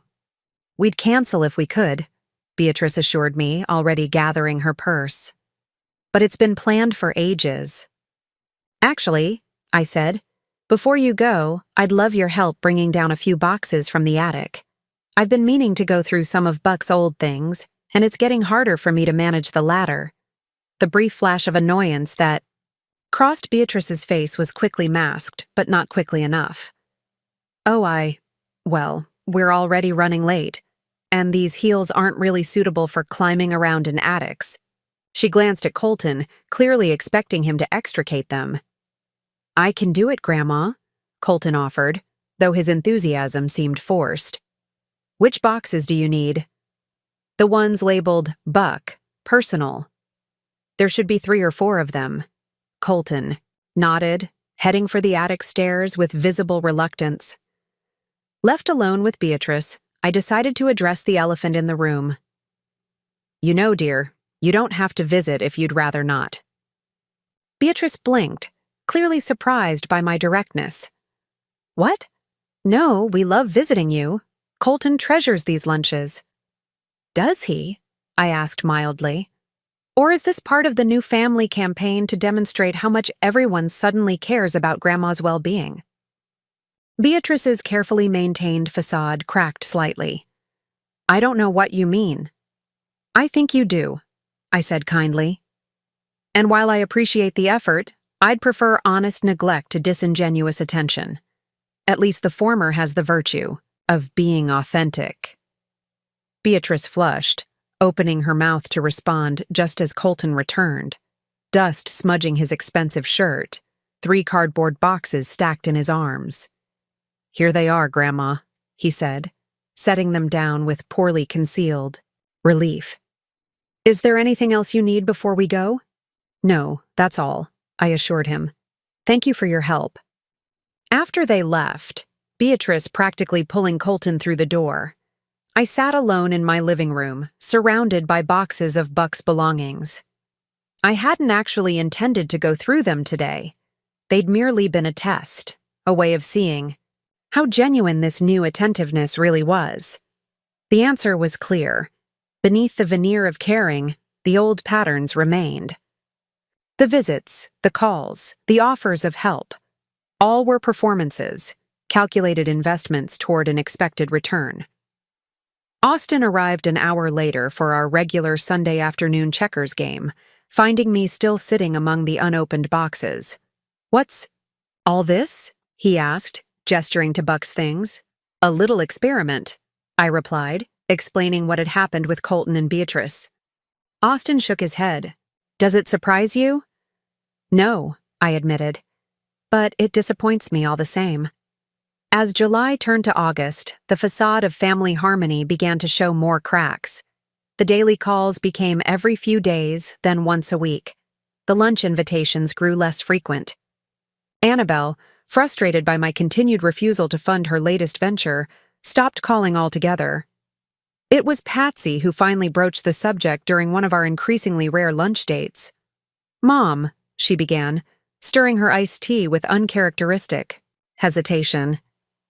I need to ask you something, and I hope you'll be honest with me. I'm always honest with you, Patsy, I replied. Whether you appreciate that honesty is another matter. She ignored my gentle barb. Has anyone been making progress? With the will situation, I mean. And there it was. The question that had clearly been simmering beneath all the forced attention and manufactured concern. Progress? I repeated, though I understood perfectly what she meant. You know, she continued, lowering her voice though. There was no one seated near us. Has anyone moved up in the rankings? Is Austin still the primary beneficiary? I set down my fork, studying my daughter's face. The face that had once been so open, so full of genuine emotion. When had calculation replaced connection in her eyes? Patsy, I said carefully, if your concern is where you stand in my will, then you've entirely missed the point of everything I've been trying to say. That's not fair, she protested. We've all been making an effort, calling more, visiting more. Isn't that what you wanted? What I wanted, I corrected her, was to be valued as a person, not a checkbook. To be seen as your mother, not a resource to be managed until my death. The fact that you're asking this question tells me you still don't understand. Patsy's expression hardened. So it has all been a test. You've been keeping score while we jump through hoops, never knowing if we're doing enough to satisfy you. No. One is keeping score, I said, though in fact Alden, as executor, was indeed documenting family interactions as I'd requested. But yes, I am paying attention to who treats me with genuine care versus who is simply performing caring to secure an inheritance. And how are we supposed to prove our caring is genuine? She demanded, making air quotes around the word. What's the magical formula that makes you believe we actually love you? Her words struck deep, the pain of them almost physical. There is no formula, Patsy. That's the point. Love isn't performative. It simply is. It shows itself in 1,000 small ways that can't be calculated or scheduled. This isn't fair, she repeated, her voice rising slightly. You've set up a system where Austin can't lose and the rest of us can't win. Austin isn't winning anything, I corrected. He's simply being himself, the same person he's always been. The fact that you see this as a competition rather than an opportunity for authentic connection is precisely the problem. Patsy stared at me for a long moment, then gathered her purse and stood. I need to go. I have an appointment. Of course, I said, not bothering to point out that she'd been the one to suggest lunch in the first place. Thank you for your time. As I watched my daughter walk away, her back rigid with indignation, I felt a deep sadness settle over me. This wasn't what I'd wanted, this strained, transactional relationship where every interaction was weighed for its potential benefit. But I couldn't return to the way things had been either, allowing myself to be used and taken for granted in the name of family harmony. That evening, I sat on my back porch, watching the sunset paint the sky in shades of pink and gold. The garden Buck and I had tended for decades spread before me, late summer vegetables heavy on their vines, zinnias and black-eyed Susans nodding in the gentle breeze. What would you do, Buck? I whispered to the empty chair beside me, his chair, still positioned exactly as it had been when he was alive. Am I being too harsh, too unbending? No answer came, of course, but I could almost hear what he would say. Buck had never suffered fools or pretense. Be true to yourself, Annie, he'd often told me. At the end of the day, that's all any of us can do. The false harmony was crumbling, revealing the truth beneath, that for too many in my family, I was valued primarily for what I could provide, not who I was. It was a painful realization, but perhaps a necessary one. I picked up my telephone and dialed Austin's number. Grandma? He answered on the second ring. Everything okay? Yes, dear, I assured him. I was just wondering if you might come by tomorrow. There are some matters I'd like to discuss. September arrived with cooler temperatures and a certain crispness in the air that always reminded me of new beginnings. Perhaps it was my decades as a teacher, but autumn had always felt more like the start of a year than January ever did. I found myself spending more time in the garden, preparing it for winter, my hands in the soil providing a connection to the earth that soothed my troubled heart. The family situation had reached an uneasy equilibrium. After Patsy's outburst at lunch, she had retreated into a cool formality during our interactions, making the minimum effort required to maintain appearances without revealing any genuine emotion. Claire continued her regular calls, though they had become shorter and less frequent. Colton and Beatrice had reduced their visits to once a month, each one feeling more like an obligation fulfilled than a family connection. Bo called from Arizona on my birthday, our conversation as superficial as it had always been. Hope it's a good one, Mom, he'd said, the sounds of his television audible in the background. Did you get the flowers I sent? I had received no flowers, but I thanked him anyway, sparing us both the awkwardness of acknowledging the lie. Annabelle had sent a text message. Happy birthday, Grams. Love you lots. The minimum possible effort. A digital obligation discharged in seconds. Only Austin remained constant, his visits and calls continuing with the same genuine warmth that had always characterized our relationship.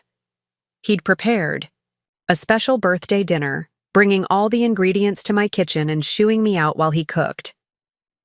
Grandpa's recipe for beef bourguignon, he'd announced proudly, presenting the dish with a flourish. It might not be exactly like his, but I tried. It had been delicious, but more precious was the thoughtfulness behind it. His remembering Buck's signature dish, his effort to recreate something meaningful to me. The day after my birthday, I received an unexpected call from Alden, my lawyer. Annabelle, he began without preamble, I've been approached by Claire and Patsy about your will. I sighed, unsurprised. What did they want? To contest the changes, he said bluntly. They're arguing that you're being unduly influenced by Austin, that the revised will doesn't reflect your true wishes. I see, I said, a heaviness settling in my chest despite my lack of surprise. And what did you tell them? That you're of perfectly sound mind, that the changes were made at your explicit direction, and that contesting the will would likely result in significant legal fees with little chance of success. I also reminded them that the will itself contains a no contest clause, which means anyone who challenges it is automatically disinherited. Thank you, Alden. There's more, he continued. They asked about the documentation I'm keeping regarding family interactions, wanted to know how visits and calls are being scored and how they're currently ranking. I closed my eyes, the mercenary nature of their inquiry painful even after everything that had transpired. As if it's a competition. Exactly, Alden agreed. I told them I couldn't discuss the specifics, but assured them that the documentation is factual, not subjective. Dates, times, nature of interactions. And how did they respond? Not well, he admitted. Patsy suggested they might seek a conservatorship, claiming you're no longer capable of managing your affairs. The word struck me like a physical blow. A conservatorship, my own children seeking to take control of my life, my decisions, my autonomy. It was almost unthinkable. On what grounds? I asked, my voice steadier than I felt. They don't have any, Alden assured me. Your doctor confirms you're in excellent cognitive health. Your finances are impeccably managed. There's absolutely no basis for such a claim, and I told them as much. But they're considering it anyway? They're grasping at straws, Annabelle. They see the Lake House transfer as the beginning of a process that disinherits them in favor of Austin, and they're panicking. After we hung up, I sat in Buck's chair on the porch, watching goldfinches flit among the fading zinnias. A conservatorship. My own children, seeking to declare me incompetent simply because I'd finally stood up for myself, finally demanded the respect I deserved.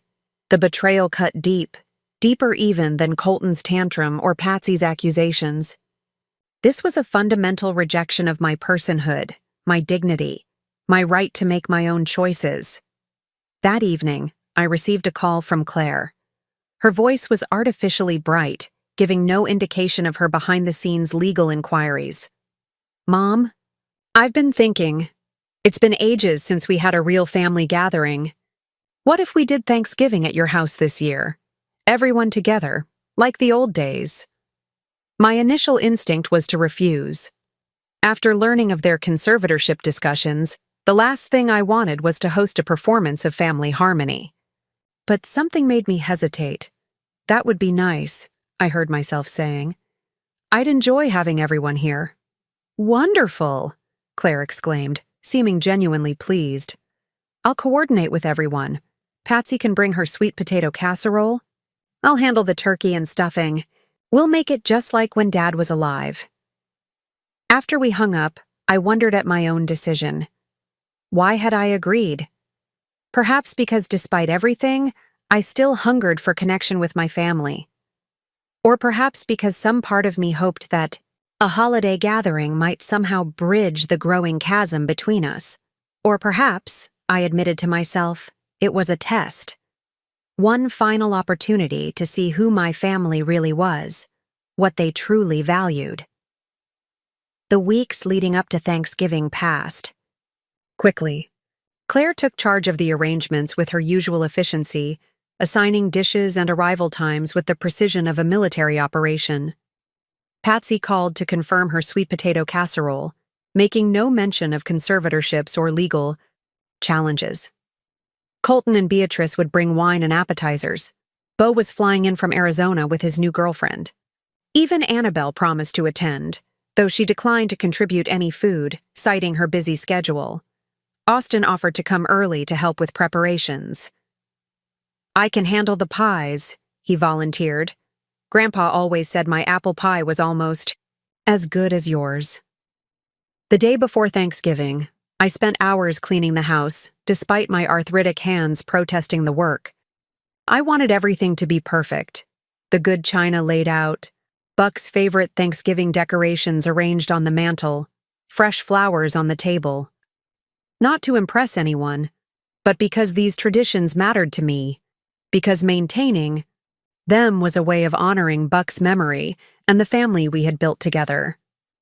Thanksgiving morning dawned clear and cold. Austin arrived at 8, as promised, carrying bags of apples and pie crust ingredients. We worked together in companionable silence, the kitchen filling with the scent of cinnamon and butter. "Are you nervous about today?" he asked as he crimped the edges of a pie crust with careful fingers. I considered the question. Not nervous exactly. Realistic, perhaps. I don't expect miracles, but I hope for civility, at least. Austin nodded, understanding as always. Whatever happens, I'm here. By noon, the house was filled with delicious aromas, turkey roasting, potatoes boiling, pies cooling on the counter. Austin had set the table beautifully, using Buck's old place cards that I'd saved for decades, carefully lettering each family member's name. Claire and her husband arrived first, precisely at 2:00, carrying covered dishes and a bottle of wine. "Mom, the house looks gorgeous," Claire exclaimed, kissing my cheek. "Just like the old days." Patsy and her husband followed shortly after, then Beau with his girlfriend, a woman half his age who seemed more interested in her phone than in meeting. Her boyfriend's family. Colton and Beatrice arrived fashionably late, bringing an expensive bottle of wine and a small box of gourmet chocolates. "Happy Thanksgiving, Grandma," Colton said, hugging me with what seemed like genuine warmth. "The place looks amazing." Annabelle was the last to arrive, rushing in nearly an hour late with no contribution and a ready excuse. "Traffic was insane," she declared, though she lived less than 20 minutes away. Did I miss anything? With everyone assembled, we gathered. Around the table, the first complete family gathering since the confrontation months earlier. Looking at their faces, my children, their spouses, my grandchildren, I felt a complex mixture of love, wariness, and hope. "Before we eat," I said, as everyone settled into their places, "I'd like to say something." All eyes turned to me, some wary, some curious.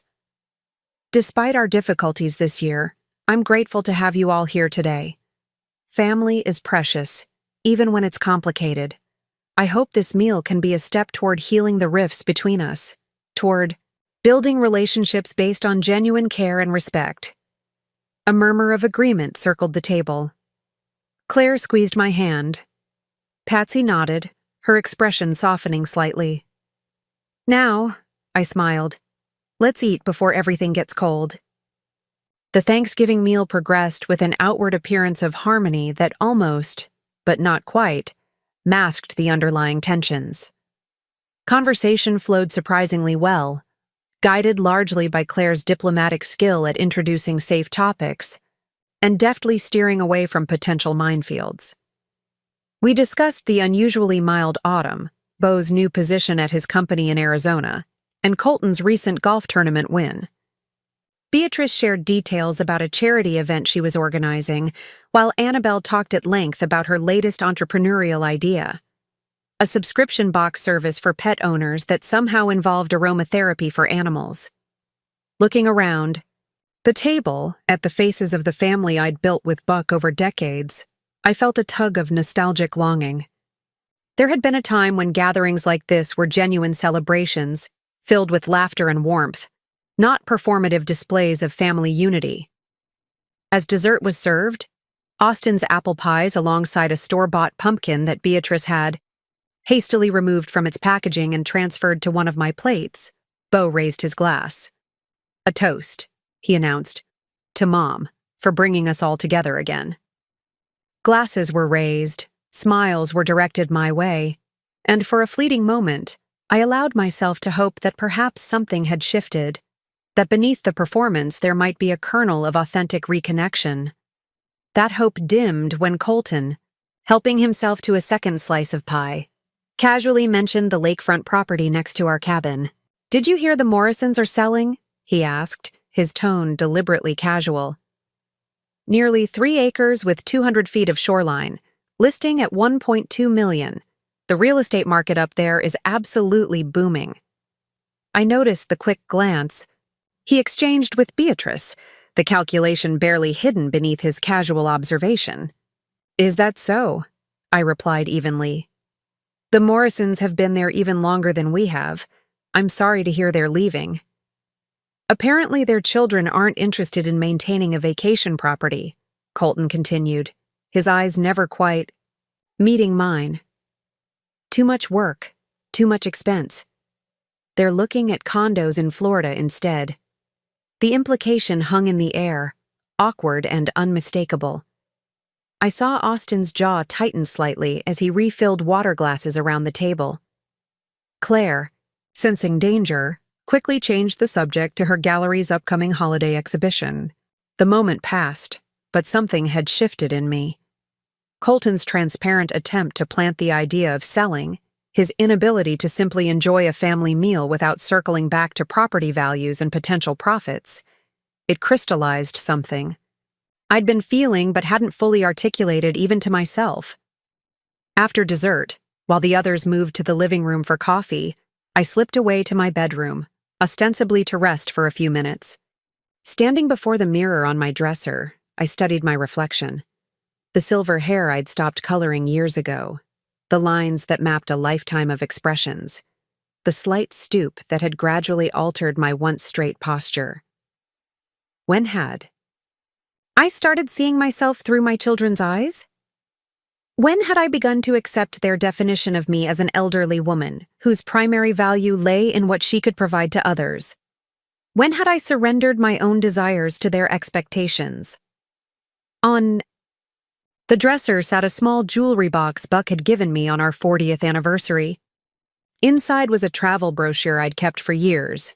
Pictures of the Amalfi Coast, with its steep cliffs and colorful villages tumbling down to azure waters. Buck and I had always talked about going, had even set aside money for the trip, but he'd fallen ill before we could make it happen. After his death, I'd tucked away not just the brochure, but the dream itself, assuming that part of my life, the part involving dreams and adventures, was over. Why had I accepted that? Why had I allowed myself to become small, confined to the roles of mother and grandmother, defined by what I could give rather than what I might still become? A gentle knock interrupted my thoughts. Austin stood in the doorway, concern evident on his face. Everything okay, Grandma? You've been gone a while. I'm fine, I assured him, tucking the brochure back into its box. Just needed a moment of quiet. Austin nodded, understanding as always. They're starting to talk about leaving. Claire's organizing the leftovers.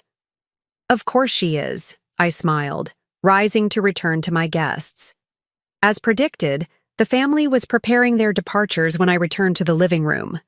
Hugs were exchanged, promises to do this again soon were made, leftovers were distributed in containers Claire had thoughtfully brought with her.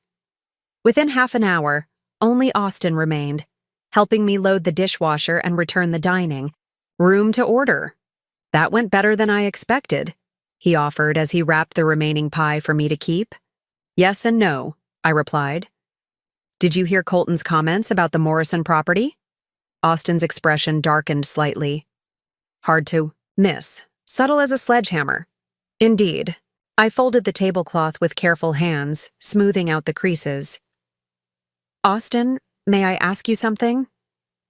Of course. Do you ever think about traveling? Seeing places you've never been? He looked surprised by the change of subject. Sometimes.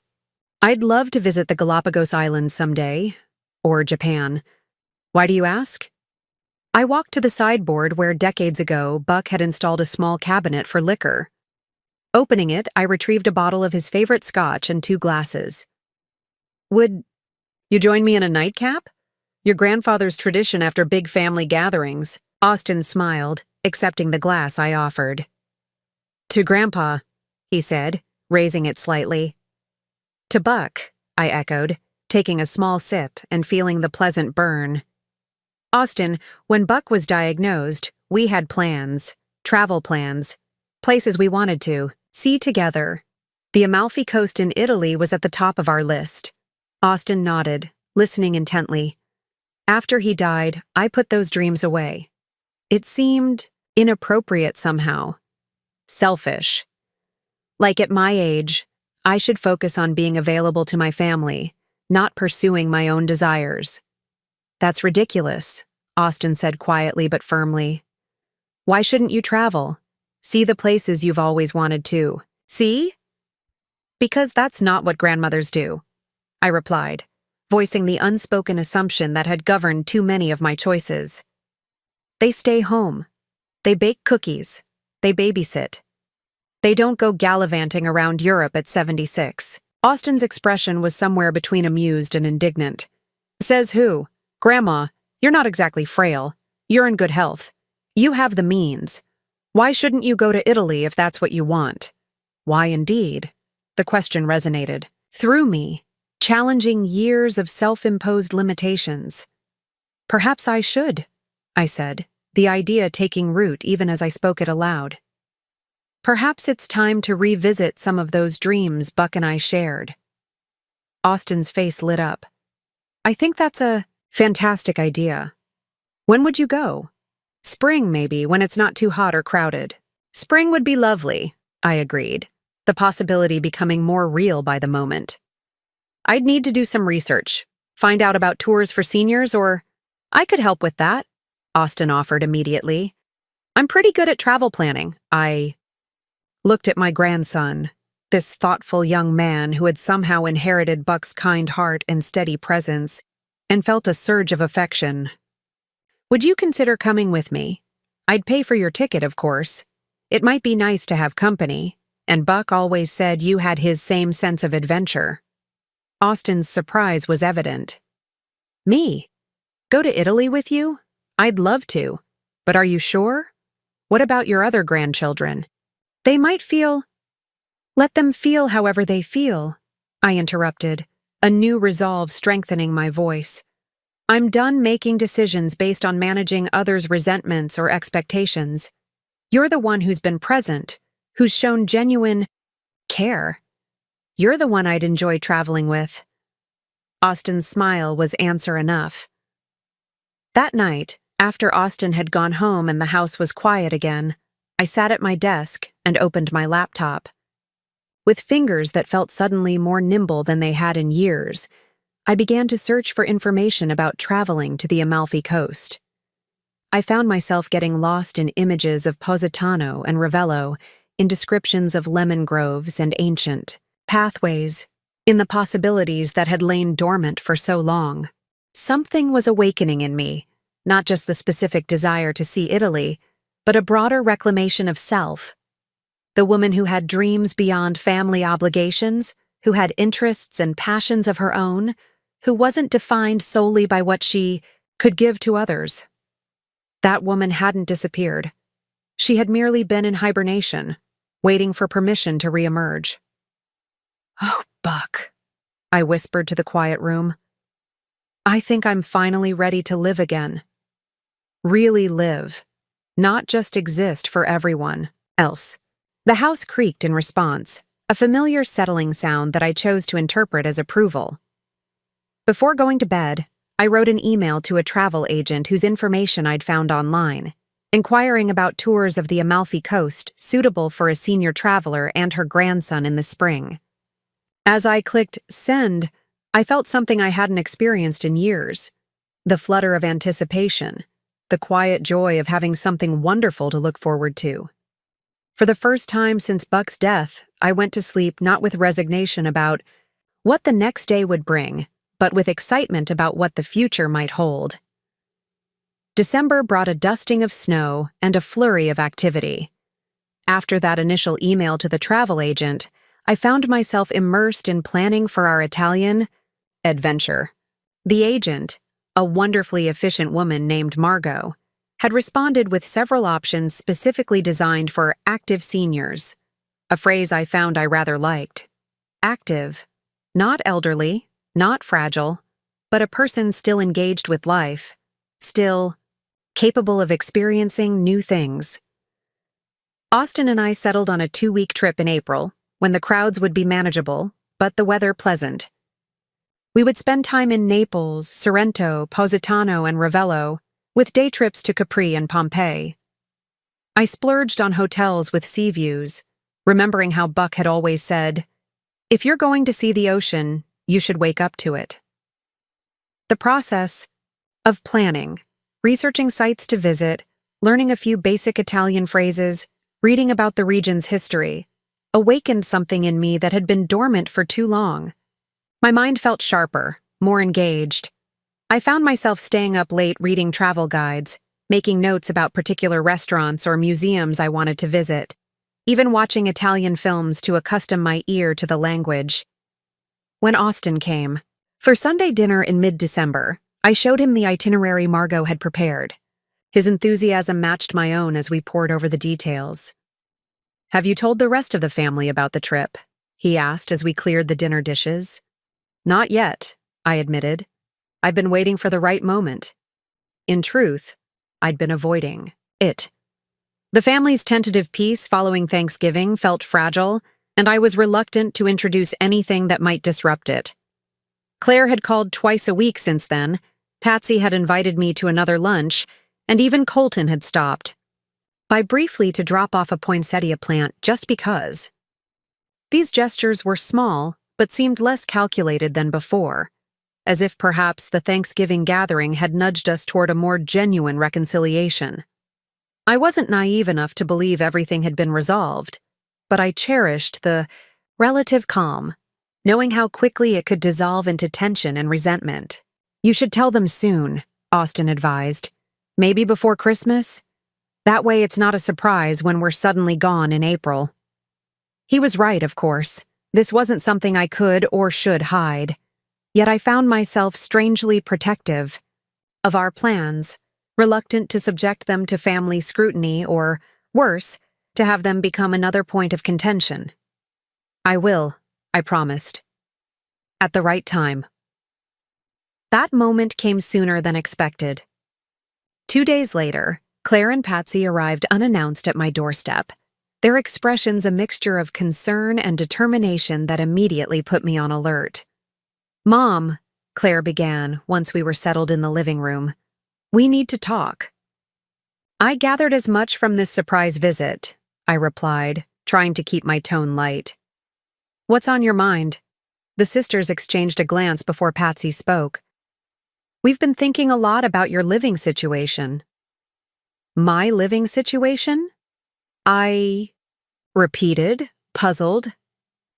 "Yes," Claire continued, her voice taking on the gentle, patronizing tone she often used when discussing difficult topics. "This house is so big for just one person. All those stairs, the yard to maintain. It must be exhausting for you." "And honestly, Mom," Patsy added, "it's not really safe. What if you fell and couldn't reach the phone? What if there was a break-in? You're all alone here." I studied my daughter's faces, trying to discern their true motivation. "I've lived here for 50 years, I reminded them. "I'm not having trouble managing, and I have a security system Buck installed before he passed." "We know," Claire soothed. "But things change. You're not as young as you used to be." "Few of us are," I observed dryly. "The thing is," Patsy pressed on, "we've found a wonderful solution. There's a new senior living community opening just 15 minutes from my house. Horizon Gardens. It's really lovely. Private apartments, but with communal dining, activities, transportation. Most importantly, there's staff available 24/7 if you need help." "I see," I said carefully. "And you're suggesting I sell my home and move there?" "We've already put down a deposit to hold a unit," Claire admitted. "They're filling up fast, and we wanted to make sure you got one of the nicer apartments. 1 bedroom with a small den and a balcony overlooking the garden." The presumption was so breathtaking I found myself momentarily speechless. They had made this decision without consulting me, had put down money assuming I would simply acquiesce to their plans for my life. That was Premature, I said finally, keeping my voice steady with effort. Mom, we're just trying to help, Patsy insisted. You can't stay in this big house forever. It's not practical. Perhaps not forever, I conceded, but certainly for the foreseeable future. I'm quite content here, and perfectly capable of managing. But the maintenance, Claire pressed. The cleaning, the yard work, it's too much.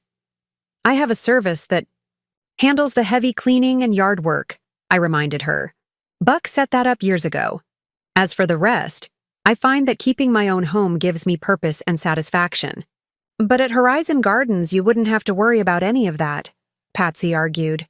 You could focus on relaxing, on enjoying your retirement. I thought about the weeks I'd just spent immersed in travel planning, the joy I'd found in learning. About Italy, the anticipation building for our April adventure.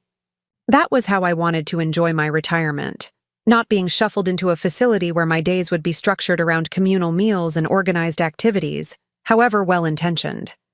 I appreciate your concern, I said, choosing my words. Carefully, but I'm not interested in Horizon Gardens or any other senior living facility at this time. I'm happy in my home, and I intend to stay here.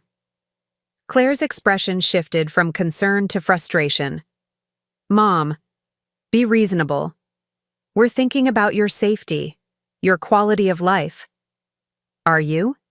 I asked quietly. Or are you thinking about the value of this house and property? About what would happen to those assets if I moved into a facility? Patsy's face flushed. That's not fair. This isn't about money. Isn't it? I pressed.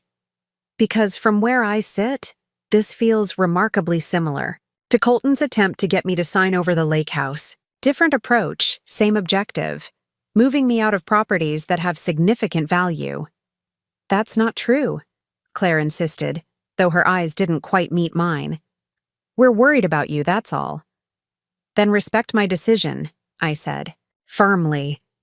I'm staying in my home, and in fact, I have plans for the spring that would make moving particularly inconvenient.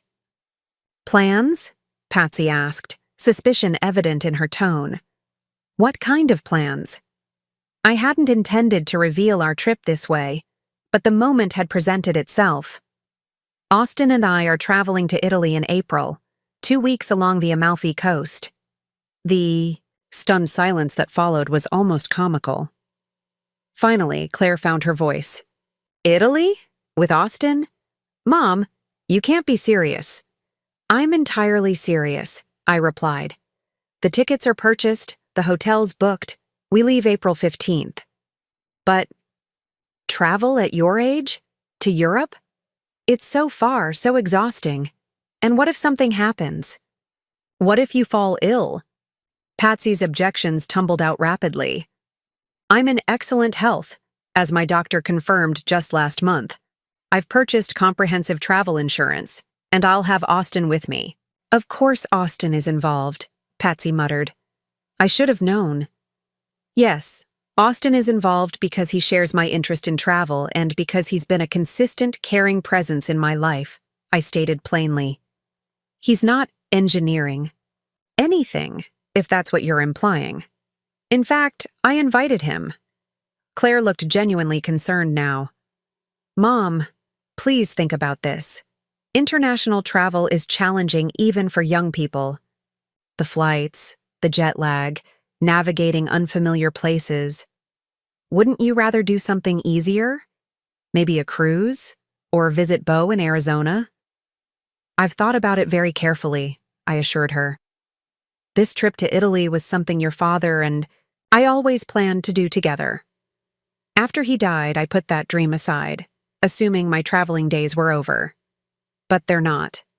I'm still here, still capable, still curious about the world.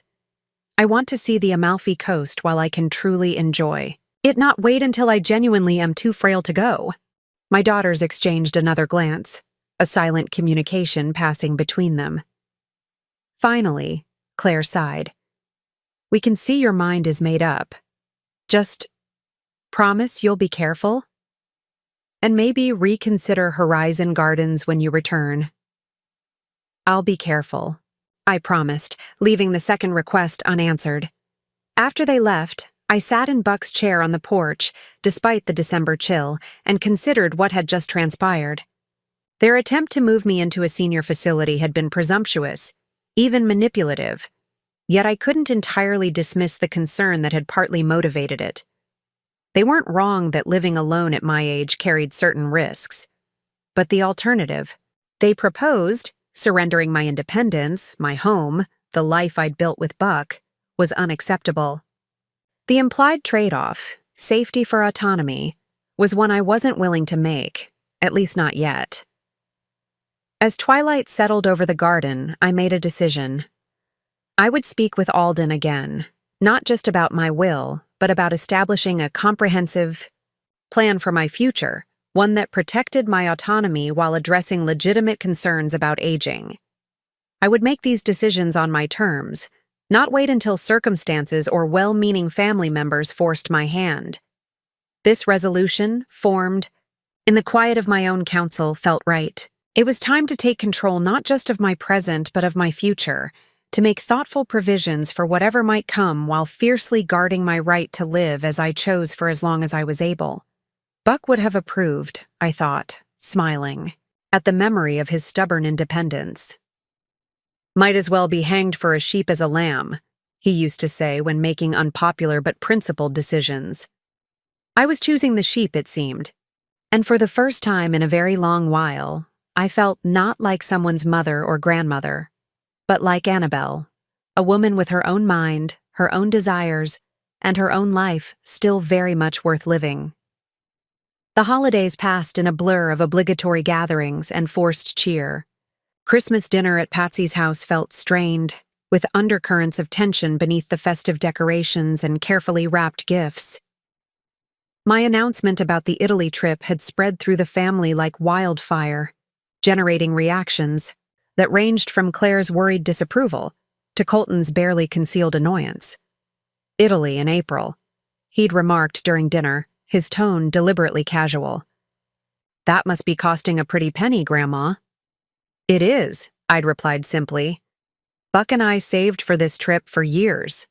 I'm finally putting that money to its intended purpose." Only Austin had seemed genuinely happy for me, his gift. A beautiful, leather travel journal with my initials embossed on the cover, a silent affirmation of my choice. January brought bitter cold and an unexpected revelation.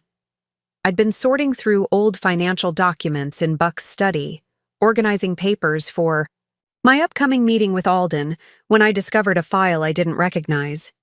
Inside were printouts of emails between Colton and Claire, dated just after Buck's funeral 3 years earlier. My hands trembled as I read the exchange, each word a fresh betrayal. "The lake property alone is worth at least 800 Ks in this market," Colton had written. "The main house probably 1.2 matters, plus whatever investments Grandpa had. I'm thinking we should encourage Grandma to move in with one of us now, while she's still adjusting to being alone. Once she's settled, we can suggest selling both properties to simplify her finances. With the market so hot, we could all benefit significantly." Claire's response had been more cautious but no less calculating. "Mom's not ready to sell anything yet. She's too attached to the house and the lake cabin. We need to be patient. Position this as concern for her well-being, not about the properties. Give it a year or two, then suggest a senior living arrangement as the sensible option. She trusts us. She'll eventually agree if we're persistent." I sat back in Buck's chair, the papers cold in my hands. The timeline suddenly made terrible sense. Claire's increasing suggestions over the past 2 years that the house was too much for me. Patsy's comments about the burden of maintaining 2 properties. Colton's convenient interest in the lake house just as he and Beatrice were looking at expensive homes. It hadn't been recent opportunism. It had been a long-term strategy, conceived while I was still grieving Buck, designed to separate me from my properties and capitalize on their value, all under the guise of concern for my welfare. The betrayal cut so deep it left me breathless. These were my children, my grandchildren. the people I had loved, supported, sacrificed for. And they had been coolly discussing the liquidation of my assets before Buck was even cold in his grave. I carefully replaced the emails in their folder and sat in silence as darkness fell outside the study windows. No tears came. Perhaps I had already cried them all in the month since the lake house confrontation. Instead, a cold clarity settled over me, a resolution hardening like steel in my heart. This wasn't about misunderstandings or generational differences or poor communication. This was about greed, pure and simple, a calculated plan to profit from my declining years, to strip me of my independence and my assets under the pretense of care. I picked up the phone and called Alden. "I need to see you tomorrow," I said when he answered. "There are significant changes I want to make to my will." Alden's office felt like a sanctuary, a place where professional ethics and clear-headed advice provided a steadying counterbalance to the emotional turmoil of the past 24 hours. I'd brought the folder containing Colton and Claire's emails, placing it on his desk without comment. He read them carefully, his expression darkening as he progressed through the exchange. When he finished, he removed his glasses and pinched the bridge of his nose. "I wish I could say I'm surprised," he said finally. "But in my line of work, I've seen this pattern too many times." "They were planning this while I was still in black for Buck," I said, my voice steady despite the ache in my chest. "Calculating the value of my properties while I was learning how to live alone for the first time in 50 years. Alden nodded, grimly. Unfortunately, financial opportunism often emerges during periods of vulnerability. Family members see assets, mortality, and opportunity all at once. He looked at me directly. "What would you like to do, Annabelle?" The question hung in the air between us, weighted with implications. I had spent the night considering this very point, weighing options, examining my own heart for any remaining illusions about my family's motivations. "I want to protect myself," I said simply. "From manipulation, from pressure, from having my wishes ignored or overridden." "That's precisely what we should do," he agreed. "Given these revelations and the earlier discussions about seeking a conservatorship, I think we need to create stronger safeguards." For the next 2 hours, we worked through a comprehensive plan. My will was revised again, this time with a trust structure that would make it virtually impossible to contest. I signed healthcare directives that named Austin and Alden as my medical proxies, not my children. Most significantly, I established what Alden called a lifetime protection trust that would shield my assets from being accessed by anyone other than me during my lifetime, regardless of any claims made about my competency. "This doesn't mean you can't help family members if you choose to," Alden explained as I signed the final documents. "It simply ensures that all financial decisions remain exclusively yours, unless you become genuinely incapacitated, as determined by 2 independent physicians, not family opinion." The signing of those papers marked a watershed moment, a clear delineation between my life as it had been, characterized by vulnerability to family pressure, and my life as it would be going forward, protected by legal structures that preserved my autonomy. As I left Alden's office, stepping into the crisp January air, I felt an unexpected lightness. The betrayal still hurt, perhaps would always hurt, but the steps I'd taken to protect myself had created a strange sense of liberation. No more worrying about appearing difficult or selfish for wanting to maintain control of my own life and property. No more fear that a moment of vulnerability might be exploited to separate me from my home or savings.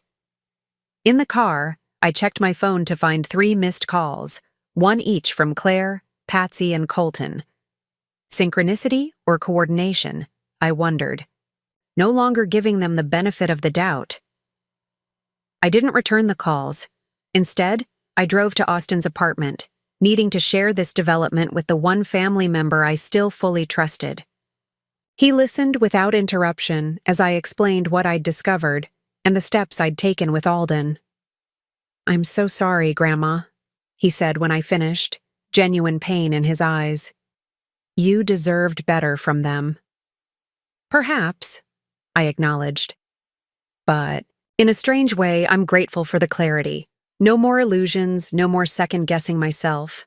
I know exactly where I stand now. Austin nodded, understanding. So, what happens next? I smiled, feeling the weight of the decision I'd made overnight.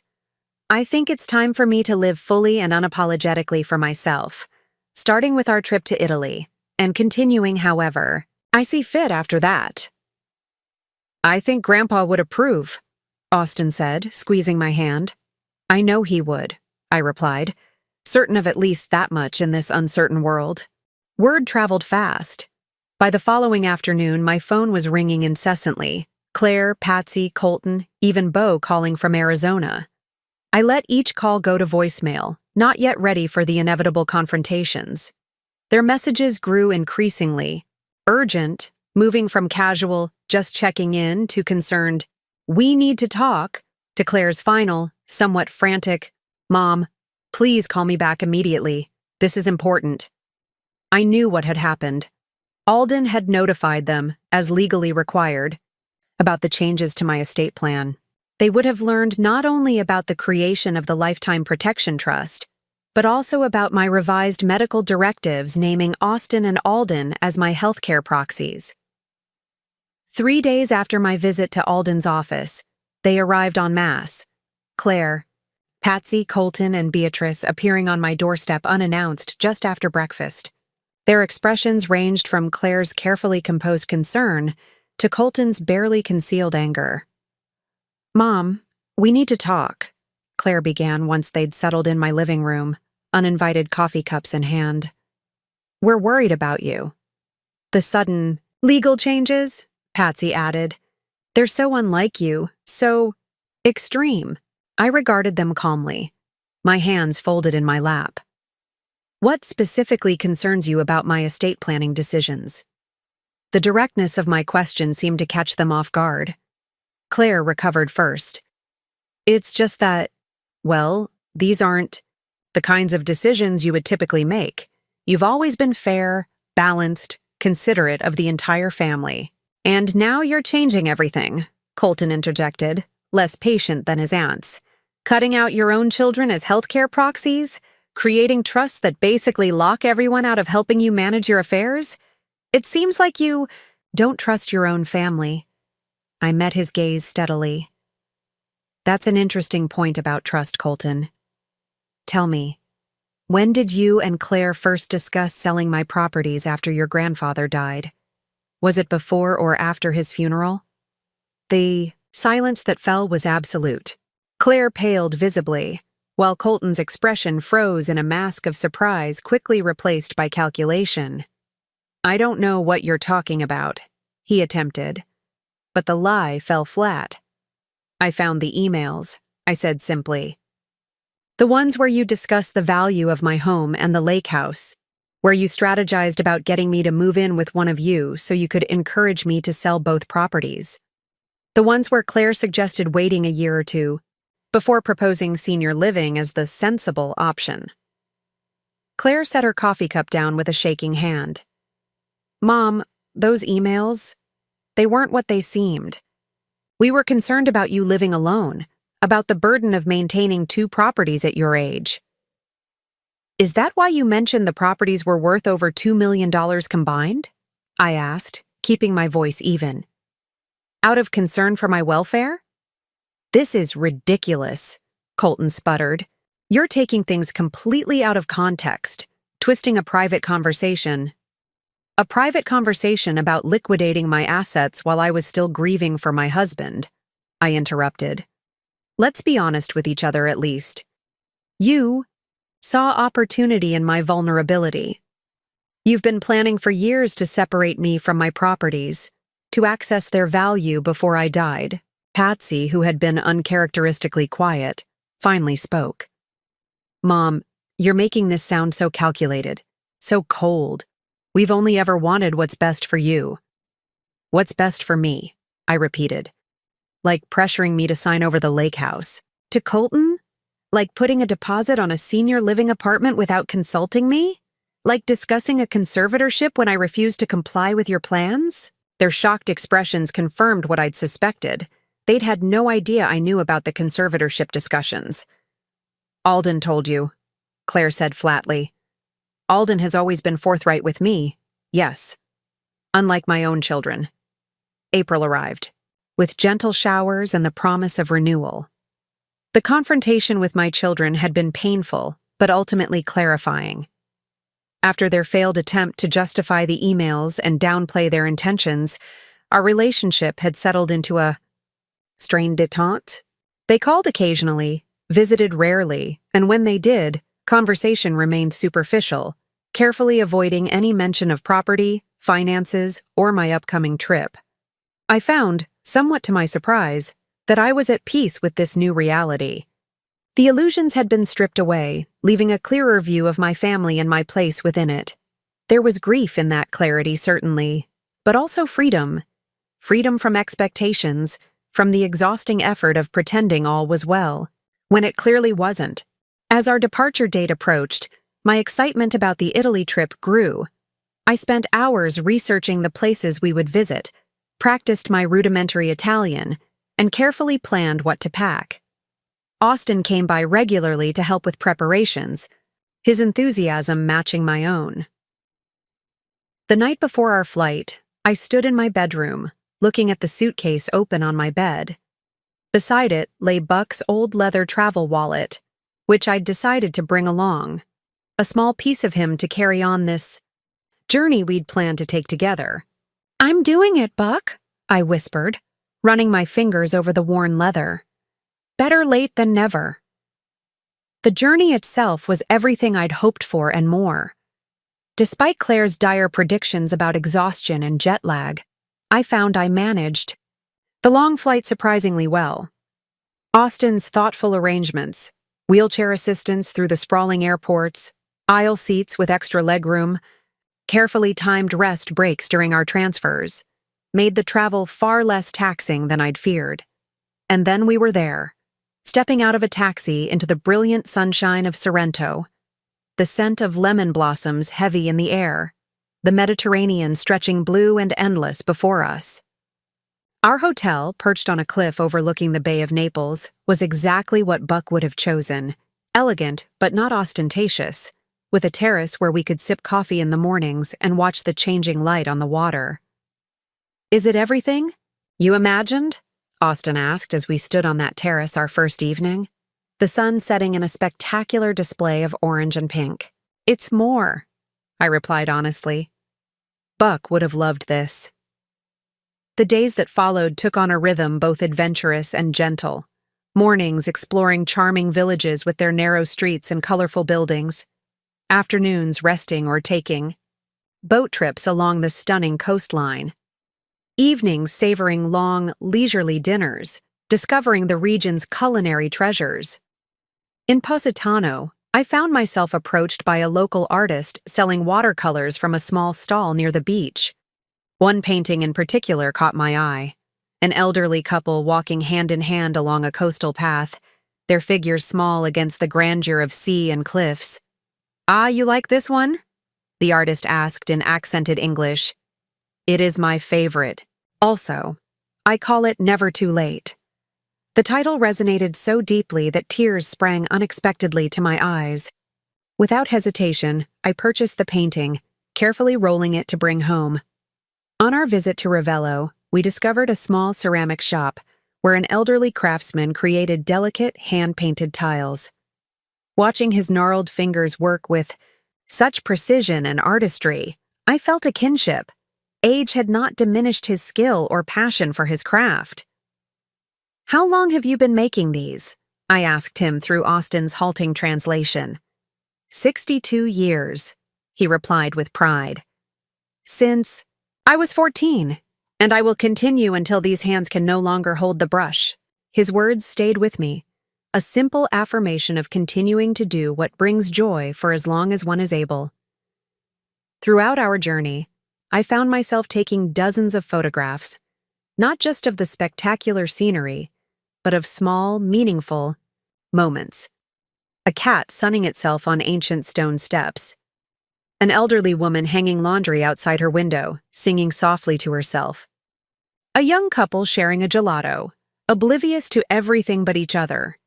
Each image captured not just a scene, but a feeling, a reminder that life continues to offer beauty and discovery at every stage. Our return from Italy coincided with a spectacular spring bloom in my garden. The timing seemed symbolic somehow, as if the world were welcoming me back with an affirmation of renewal. I arranged the painting from Positano, never too late, in a place of honor in the living room where I could see it daily, a reminder of the journey and all it had come to represent.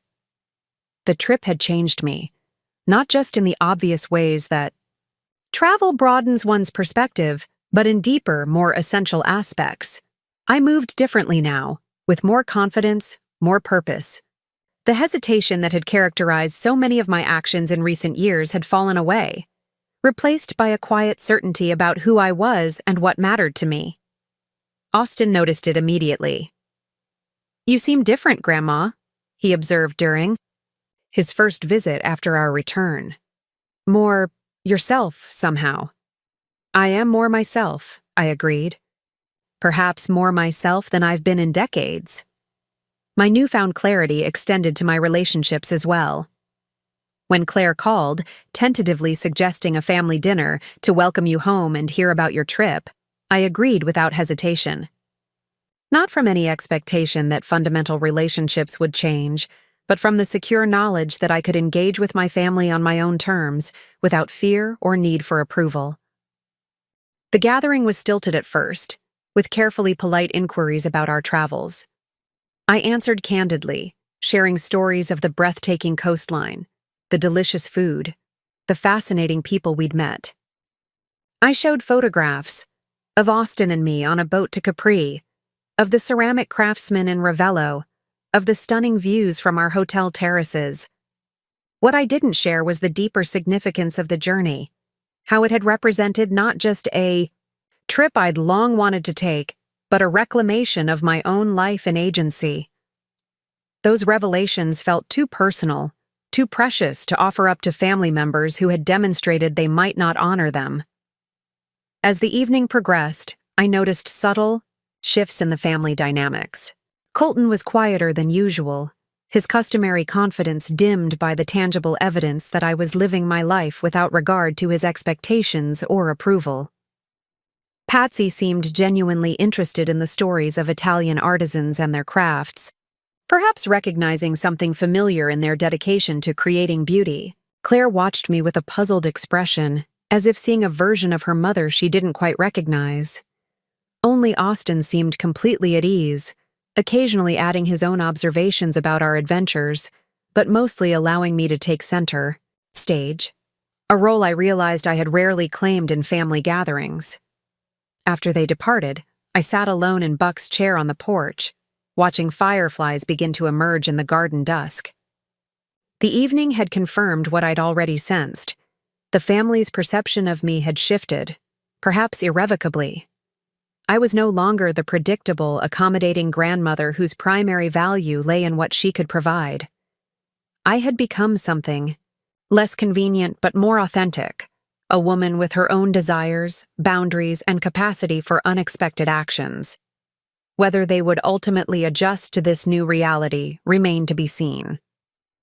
But I found, somewhat to my surprise, that their adjustment was no longer my primary concern. 3 days later, I received a letter from Alden. Inside was a sealed envelope with a note. "Per your instructions, to be delivered upon your return. From Italy." With a start, I recognized Buck's handwriting on the envelope. A message from my husband, held in trust by our lawyer until this moment. With trembling fingers, I opened it.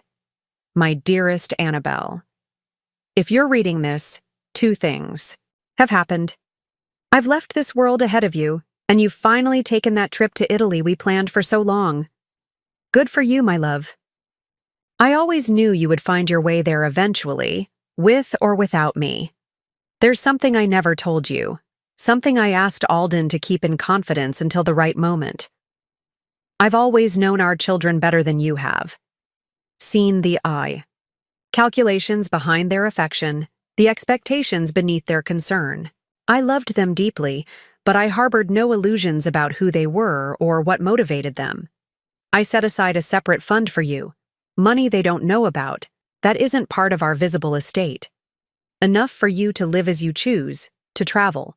More, if that's what you desire, to be free from any financial dependence that might give them leverage over your choices.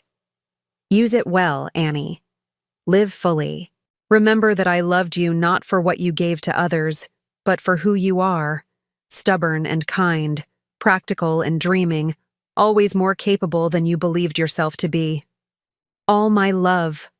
Always, Buck. The letter blurred through my tears. Not tears of sadness, but of profound recognition. Buck had seen clearly what I had only gradually come to understand. That true love empowers rather than constrains.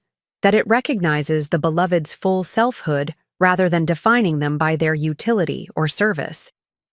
The Italy trip hadn't been just a journey across an ocean, but a crossing from one way of being to another, from a life constrained by others' expectations to one defined by my own choices and values. What I wrote in my will had indeed made them regret their calculations and manipulations, but the true transformation had been my own. Up next, you've got 2 more standout stories right on your screen. If this one hit the mark, you won't want to pass these up. Just click and check them out. And don't forget to subscribe and turn on the notification bell so you don't miss any upload from us.